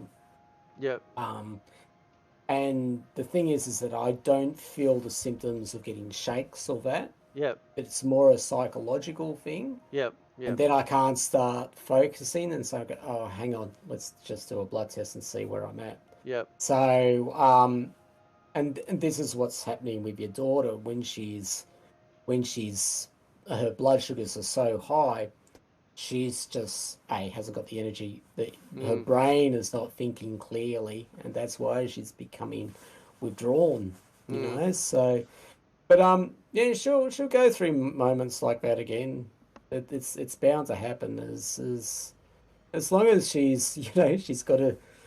I like how you say hypo kit. I had something similar to Yeah. that when I started, but all it is now is that I pop into 7-Eleven, get a Coke. Yeah. If I'm going low. It's like, yeah, it's like, you know, it's like the best illness. It's like, oh, you feel shit. I'm gonna get some junk food. You Get know what some I junk mean? food. You know. I remember So. one time. I remember one time I was when I was with the guys at Sega, and we went into town, and my blood sugar started crashing, Mm. and they always bring this up every time we catch up, and we went into a Macca's, and apparently the girl behind the counter asked me what I wanted, and I just said hamburger, hamburger, and I don't know a hamburger. And that's how low I was going. Oh shit. Um, yeah. So, That's so funny. your little one's probably gonna have one of those moments as well. But yeah, you're just so tired when you have a low blood sugar. It's Yeah. crazy low. Yeah, I get them every day. When Mm. when we just started, like Yep. I had that glass of Gatorade there. Yep. It was just coming. I was just getting out of a hypo. Yep. So yeah, but she'll work it out. She'll become more attuned with her body. Yeah. She'll know when something's coming on. Mm. She'll know what to do, and she'll be right. Yeah. Yeah. It's so impressive. You know, just seeing, you know, her take it on board, and you know, like, because they give you those, I don't know if you got them, but like charts, like, you know, we're figuring out the blood dose versus, Oh the, yeah, so you know, she's like, on sliding scale, they call it. yeah. Yeah, yeah. Um, Pump my pin. yeah, and so you know, figuring all. It was funny though the other day, like, because I think it was the highest amount of insulin she'd ever had. I think it was like 19, because like we got like some Wow. it was like Macca's or some shit, and we worked out Yeah. like it was just like it was rare, but I'm like I'm doing up the pen. I'm like, I don't think this goes any higher than Oh, you know 19 for a kid. yeah. So, well, that wasn't Jeez. a blood sugar. That was just, well, actually, well, it would have been high to do the dose for the insulin. Oh no, hang on, no, I Yeah. don't think it was. Or maybe it was. I don't know. But anyway, but yeah, like that's the adjustment thing too. Like, because they say like there was a honeymoon period, once you get diagnosed, where the pancreas is still kind of trying to, Yeah. it's kind of Do its working thing. and whatnot. So we saw, lots of fluctuations where, Yeah. things might seem like they're going along and then boom, and whatnot. But she hasn't sort of, she certainly, like, I know she's probably worried about ending like how she was in the hospital. And I said it's not going to happen again, because now we know. Now we know like Yeah. 100% what it is. Now, you can feel, changes in your body with it. You've got the scanner where she can constantly check. So it's amazing, the technology. Like, we looked at getting a, like an insulin pump, Yeah. but I think that, like, I think it might be fiddly, with, I don't use one. I Mm. don't use one. The main reason is because it's a lot of faffing around to be honest. That's the way I look at it. And you want to be like, I know people that do use them and swear by them, but I think it's not something to consider about in the early days. yeah, What if you find that your blood sugars are getting fairly unstable, you're having a hard time trying to control it, yeah, then that's the time to get your pump. yeah, That's what they generally say. yeah, But yeah, one of the main reasons I don't use it is just too much bullshitting around. I'm happy with my Ben on it. Just go whack bang, yeah. in the leg, off I go. I'll joke around with her and say, "Oh, can I stab you?" Just Because that was like one of the first times I'd sort of ever had to get used to also giving, needles. yeah, and you had stuff. to learn how to give insulin. Yes.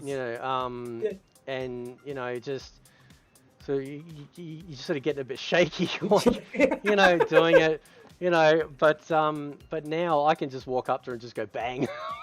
And she gets this real shocked look on her face, like, but that's, that just comes with confidence and stuff. But I spent, when I first got diagnosed when I was 9, the way I learned to do injections was using an orange.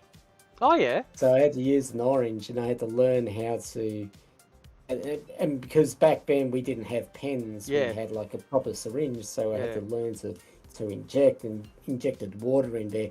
And mind you, I was in hospital for 2 weeks. yeah, Because that's the time that they thought it took back then. yeah. But over that 2 weeks, they never thought about changing over the orange, did they? So by the time I left, I had this grey and blue mole thing sitting next to my bed. I had to... In a hospital? Fucking mold in a hospital. Like, come on, But then... and I was really cautious when I was giving my injections, because I used to give them in my stomach up until recently. But when I got home, my parents had to lay me down and hold me down to take my injection because I was screaming. I was so scared, and I don't know what changed. I really don't know. Maybe I just had an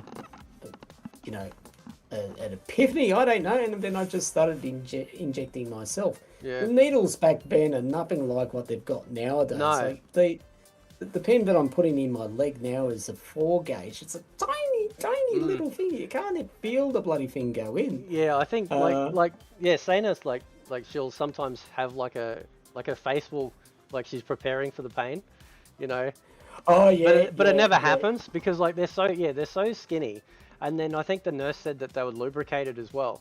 So it's just like they just like Teflon. in like Flynn and it like it's just, again just like marvel with the tech and the stuff that they've been able to achieve with this. When I was diagnosed, like I got a glucometer that and it was the size of a brick. And I think it ran off 2 C-size batteries. Oh yeah. Freaking massive thing. And the idea was is that you pricked your finger, and the finger prickers back then were literally like guillotines. Yeah. So you could see the needle and it's going down like that. Yeah. And you had no control as to how far it went into your skin. So you imagine a 9-year-old, Yeah. like that. But then you put the blood onto a test strip, and then you had to wash it off with water. Had to be 3 squirts precisely, and then put it in a machine, wait a minute, and then comes out with the test. And it's not always accurate. Yeah. But nowadays it's just like, 10 seconds, 5 seconds, 2 seconds, with very little blood. It's amazing what they do nowadays. In America, I think they brought them here, a start of it anyway. They're like a pod system. But I think they're in the final stages in America for this latest version, which is basically, I think, going to be essentially a artificial pancreas. Pancreas, yeah. So obviously it's, sticks in on the outside, and you change, I think, the cartridge every 3 days or whatever.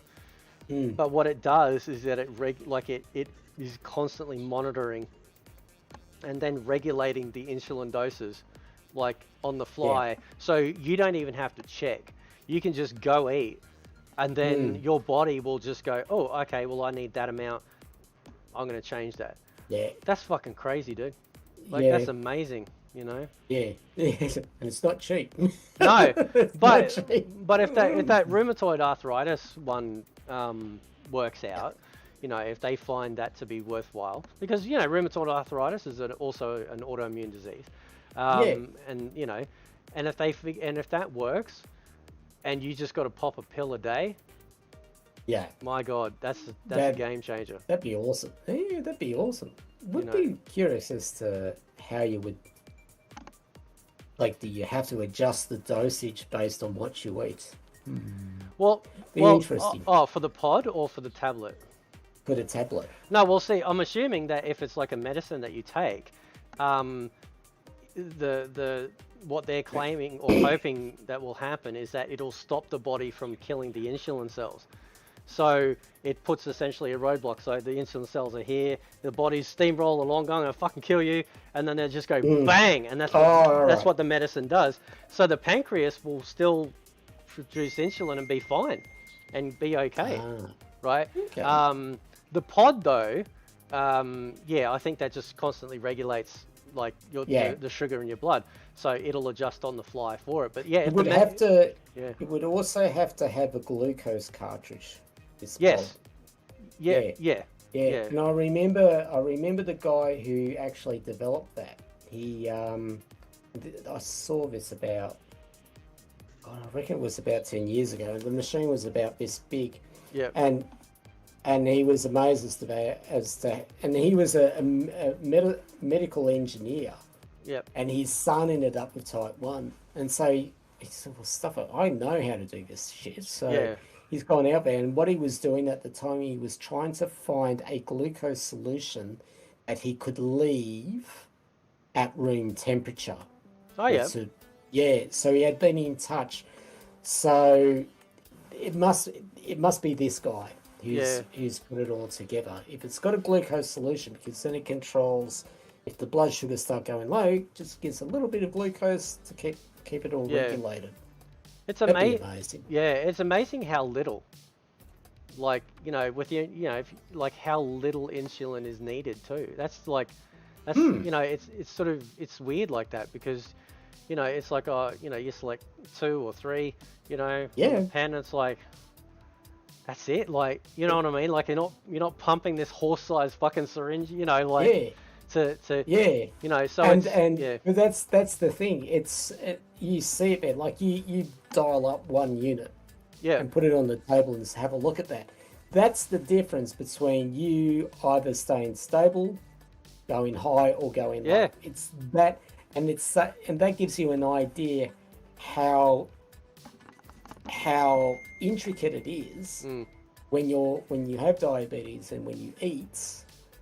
And trying to measure how much you've got to inject. It could be the difference between having a good rest of the day or a bad rest of the day. Yeah. It's so minuscule. I'm assuming, obviously because you've been with it longer, that you just get in a rhythm, right? You're just like, oh yeah, I know what this is, and you just grab food or whatever, and you go bang, Pretty much. bang, But there will always be days where you'll go high or low and you have no idea why it's happened.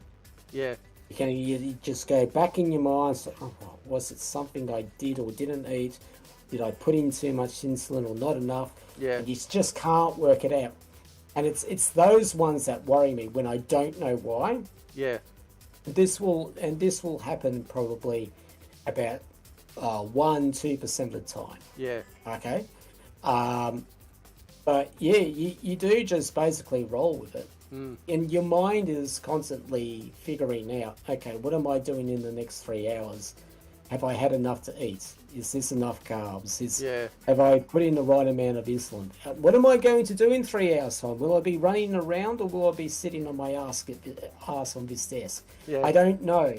Well, I do know, so I've got a plan for that. And that's what your daughter's going to be going through, because she'll figure it out over time, what works and what doesn't work. So she'll be right, mate. She'll be right.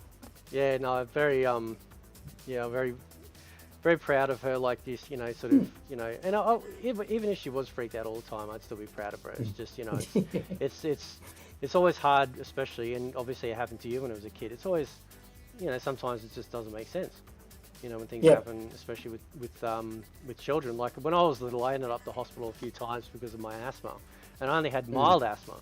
And hospitals feel real big, real big and real cold and stuff sometimes when you're a kid. And so, I'm a very sort of empathetic person. So, I think I cried every day that week. I'd look at her and I'd just start crying and she'd hug me, because I just, when you're a father, I just wanted to fix it. It must be that male thing where all you want to do is you just want to fix it, and whatnot. But then eventually you start to accept it and stuff like that. But that's why, like I said, I didn't want to be part of any groups or any of us actually, because everything was always sort of like, oh, it's a daily struggle. It's this and that. It's like, yeah, that may be true, but we don't want to fucking hear about it. We don't want to see it all the time. Yeah, we just want to live like any other person, and this is just a little it's just an extra, Yes. And so the fact that she can eat what she likes, there's because she's quite skinny anyway, so it's good metabolism, but she's the fact that she can eat whatever she likes and still do everything that she loves, I think it was a huge factor in her as well, so nice. When I got it, I wasn't allowed to eat anything really. My first lunch at school was basically lettuce and egg and a slice of tomato. It's nothing like what we can do nowadays. Because didn't they shift the focus? Didn't they used to focus on it being sugars, but then they shifted it to unless I got it wrong, but I'm pretty sure that the lady in the hospital was telling us they're like a occupational person that helps you, learn it all. She was like saying, no, we just look at carbs. That's it. Yes, we just look at the carbs. That's it. Don't worry about sugars, just carbs. Yeah. And figure it out from there. And that actually made it a lot easier. And then, we don't drink much soft drink anyway, but we've all shifted to no sugar except for the Hypo Kit. There's special sugar laced soft drink in the cupboard for those moments. But actually she's eating more fucking chocolate now. She's eating. she's raiding the stash of my chocolate, right? Oh, me. So, but that's the thing. Like, those things that probably people don't think are a big deal are a big deal. I always say to people that want to go on a diet, they go, oh, I'm going on the fasting diet, or I'm going on the Mandarin diet, or the watermelon diet, or stick a toothpick in your left ear, old freaking diet, So why don't you just keep it simple and keep it down to carbs? Because Yeah, normally you would eat about 30 grams of 30 to 40 grams of carbs for main meals. So yep, maybe count how many carbs you do in a day yep, and then see if you can cut some of that out. And yep, maybe cut a few of those fats as well. But yep. just remember, just because if you're not burning up those carbs, then where is it going to go? And it's going to go Yeah, around your gut. You know? yeah, So, yeah, oh yeah, that's all I do. All I do, and I'm at a point now that I know exactly how many carbs are in things. yeah, You just look at that and go, all right, well that's 20 grams. That one. Eating out becomes a bit of a guesstimate. yeah. So, so if you like eating out, yeah, you sort But of but sit hang there on, and go, wait, hang on. There is an app. Hang on. Let me oh tell you. yeah, Calorie King. Oh, there you go. You got it. Yep. Yeah, Yeah, like yeah, that's actually been amazing because we've been out, and yeah. we're in the drive-through waiting to get up to the to the little Up to announcer. Macca's. Yeah, and it's like, and she'll be like, oh, can I have this and this? So we'll just load up the app on her phone. So Mm, and by doing that too, like I got it on my phone obviously, but she's got it on hers as well. So that way, it gives her more power, yeah, to go, okay, well, I'm out with my friends. I want to eat this. I'm just going to have a quick look. Only takes a few seconds. Oh yeah, that's cool. And then she's done. Like, yeah, so that also gives her that, what I've seen, that sort of that strength and that confidence, yeah, to do that. It's like I said, I only have mild asthma, but I don't go anywhere without my puffer. Um, yeah, and I just, that's like I said to you beforehand. I know it's nowhere near the catastrophe because I only have mild asthma, not chronic asthma. But I yep, just wanted her to know that, it's okay to have things that we might need something for, um, yeah, and it doesn't mean to say that you can't do anything you want to do in life. So yeah. She'll work out also. She'll become quite what's the word? Very particular about what she eats because there's carbs and carbs. yeah, You could eat a Big Mac and get 50, 60 grams of carbs out of that one burger. Oh, sorry, no, it's about 40 grams. yeah, But are they good carbs? yeah, Doesn't make you feel full after you eat it. yeah, So true, then she'll start thinking, all right, well, what's another way where I can get the same amount of carbs, but I'm going to feel pretty chockers? So that's where yeah, those whole grain breads are quite invaluable. yeah. They can make a small meal fill you up. So she'll work that out as well, getting the best bang for a buck. Mm. Well, she's on a pink. Everything's pink. Everything's got to be pink, right? So and because we all game on PC here, like my son games, like my little girl Mm. games, um, and so they got like multiple monitors and shit. It's like shit. Yes, yes. I was lucky to get a TV this size when I was a Yeah. child, right? You know. Now they got multiple monitors. That's okay. Like that's fine. I love I love sort of entertaining that side of things because I'm a huge geek and nerd and Yeah. they are too. And so she's got a pink keyboard, pink mouse. She wants to get a pink gaming chair. She can't get a pink table. That's the compromise. But Oh, you right. know that those monitor stands you get. So like monitors have like a stand itself, but then you get those like those mounts so it you Oh, basically yeah, like take yeah, the base off and then put them. And yeah. I love them. Like I got them now. Everyone's got them now. And I got my daughter one the other day. And then I realized all three of her monitors don't have a back piece to attach it. And I'm like, Oh, shit. Thank God for Afterpay. Thank God for fucking right. Afterpay. Because then I went out and bought 3 brand new monitors. So, Okay. a father's love. But anyway, but yeah, I just, because I've been selling it, so it's going to be really cool. Your monitors will lift up. You can display all your stuff and girly figures and whatever you want there. And then I get it. I'm like, shit, not a single one of these monitors will work. So, but I'm selling them Yeah. on Facebook Marketplace, the old ones. So, but yeah, it's I've never seen her so confident and so happy now. because of what she's gone through, So, Yeah. it's very cool. She'll be fine. Yeah, She'll be absolutely fine. Don't worry about it. She's gonna have quite a few challenges in life, yeah, but she'll roll with the punches. yeah, I mean, look, I have. I mean, I've had 7 comas, a stroke, my kidneys are failing, uh, yeah, heart stop, life support. Yeah, I've had all those things I've gone through, but you just get on. You yeah, get on with it. yeah, Yeah, and that's not what your daughter's going to go through because God, she's got a condition, 40 years after I got mine, yeah. and um, Well, see, that's the thing. Like when I started researching that stuff, everything you just described, I was yeah, coming across, and I'm like, yeah, oh my God, my poor baby, like sort of thing, And then I asked, the nurses and stuff, and they're like, she's going to be fine, right? Because yeah, because because times have changed, because yes, now we're more astute. Now we know, like they said, they changed from looking at the sugars to looking at carbs, sensors and all sorts of things like, the insulin's improved. yeah.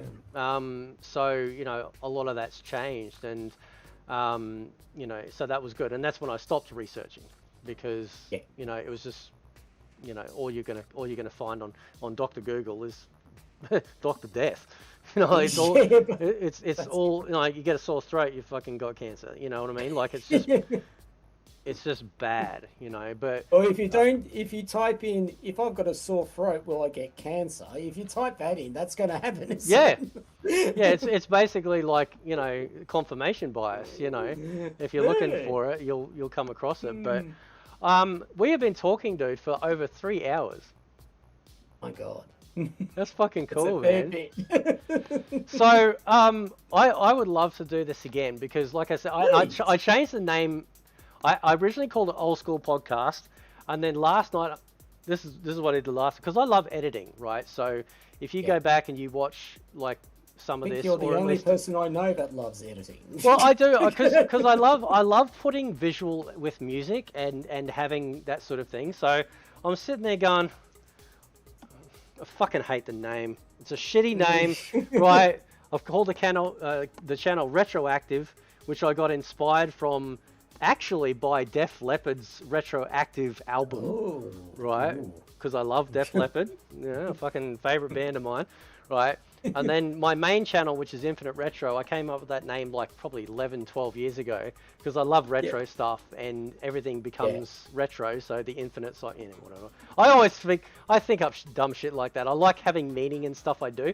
And then I'm thinking, oh, what about retro activated? And I thought, oh, that sounds, it could be alright, it could be cool.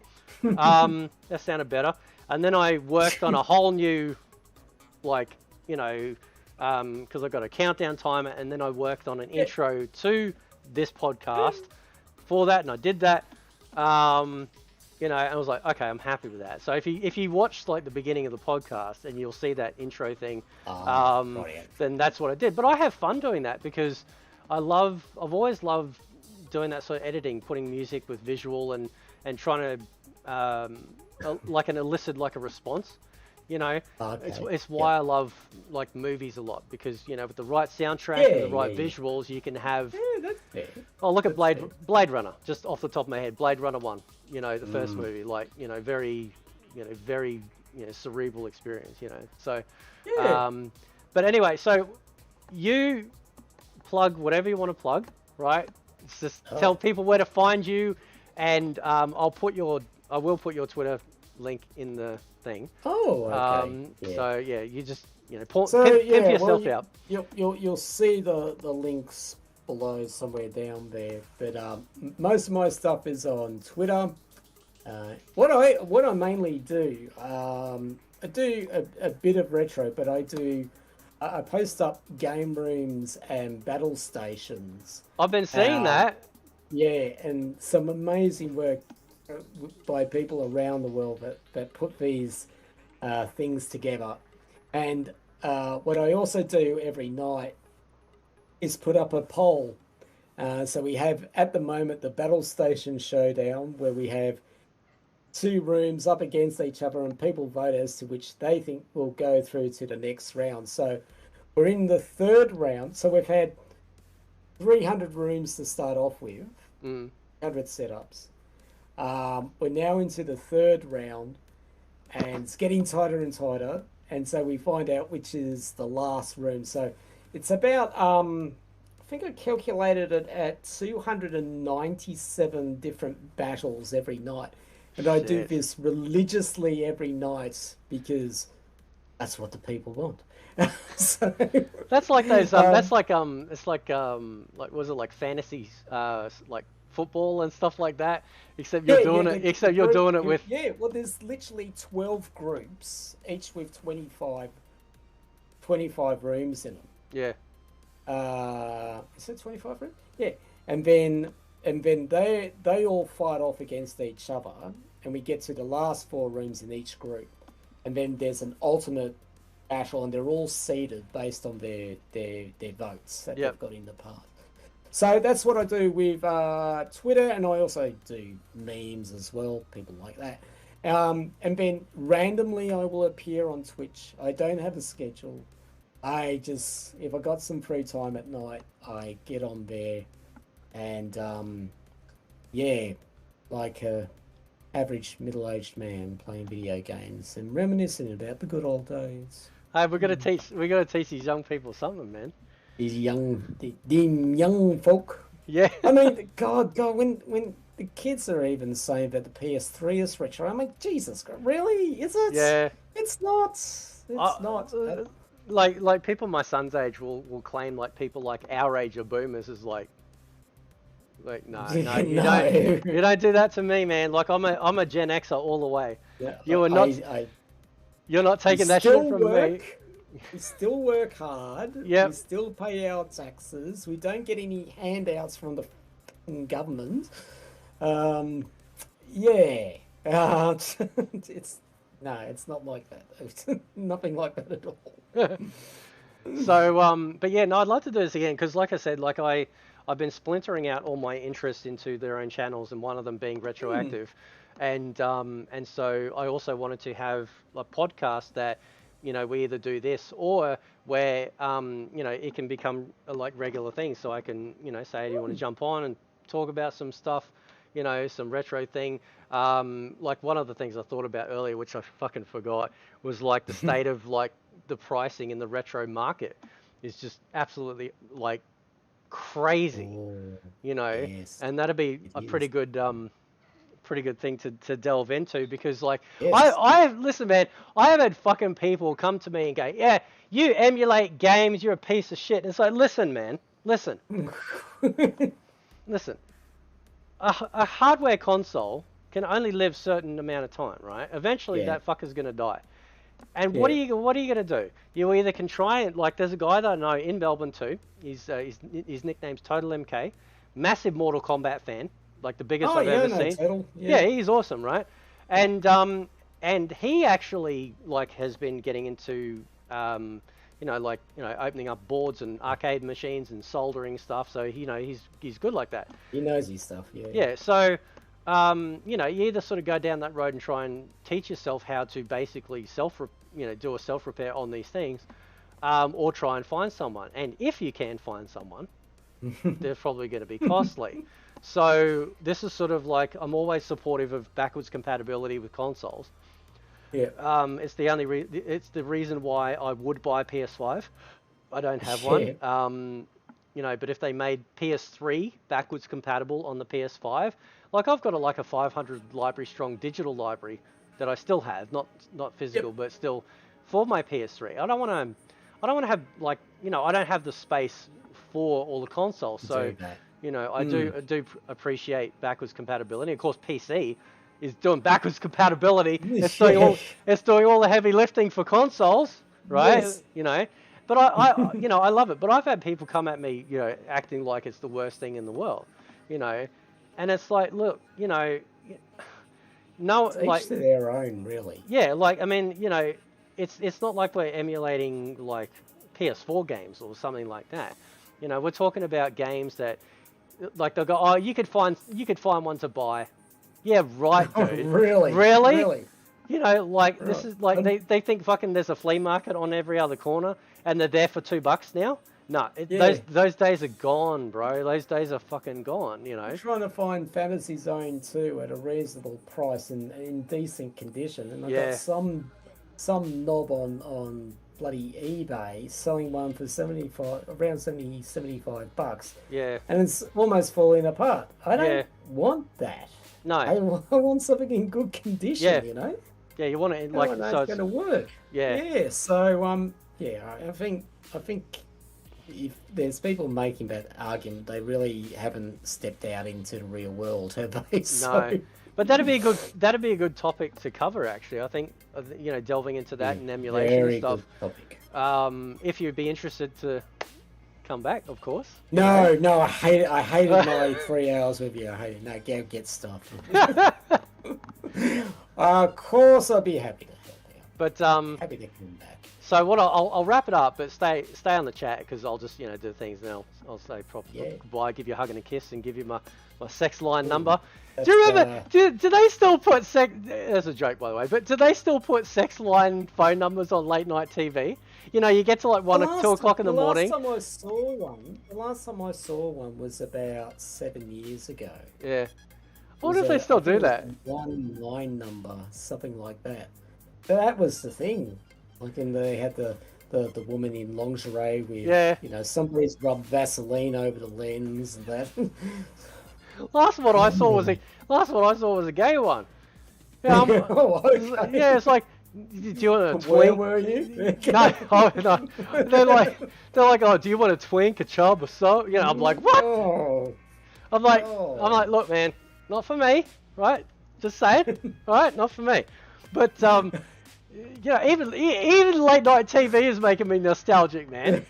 Right? You know, like, because there's just at certain point in time, you'd know this, where you get that the emergency broadcast screen. Like, there was literally they had nothing else that they could put on for the night, so you'd like ABC would have like that, you know, the test pattern or something like that. Yeah, the test pattern. Yeah, we used to. I mean, I come from a town, but only recently opened up a 24-hour servo. Oh, really? Yeah. We haven't had anything 24 hours since the gold rush days. Jeez. Oh yeah. I remember, and teletext. Oh. Teletext. Yeah, and like people will be like going to buy like, you know, like TVs, or what was it? Was it built into the TV or was it built into a player?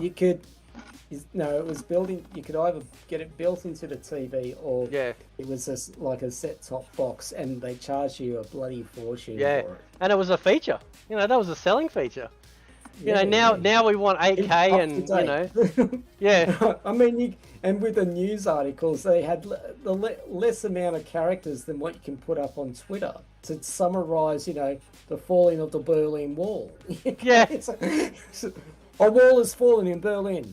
Good night. Yeah, good night. Yeah, that's it. What? All right. Well, thank you very much for coming along, dude. And I'll wrap this up. But yeah, check out. I'll put his link for Twitter in the description. He's also got a link on his Twitter page for Twitch, so you can check it out there. And yeah, that was awesome, man. So yeah, it'd be good to have you back. If you know anyone else that you'd want to bring with you, so say for example when you want to like we want to talk about emulation or whatever next time or whatever, and you're like, oh yeah, well maybe this dude might be interested joining in. I'm all for that, man. Like there's no restriction, right? You know, that'd be cool because it's I know it sounds weird, but it's so good to talk to a normal person sometimes about gaming. Like you know, retro gaming. Like it's such a good feeling. Do you know what I mean? They get the jokes, they get the games. You know, like yes, I get that. and every child gamer out there. And you said lonely housewife, but we're going to throw horny in there too. They want to say a big thank you to you, Tim, for getting them through those hard times. Oh yes, I'm sure they do. I mean, you don't know if they were ringing up for the tips or the Tim. Do you know what I mean? Like, yeah. you know. I have a special story about. Oh, okay, yeah, all right. In our next conversation. Next conversation. Okay. All right. Well, thanks again, dude. I appreciate it. No worries, mate. And No worries. I will hopefully catch you next time for more of these shenanigans. And thanks everyone for watching. I appreciate it. And yeah, I've got to keep adding more content to the channel. This is literally the second video. The first one was Alex Kidd in Shinobi World. And now this is the second one. So, you know, I brought in the big guns straight away. Okay. Go hard, go early. So, yeah. But anyway, thanks again, guys. And I'll catch you guys next time. See you later.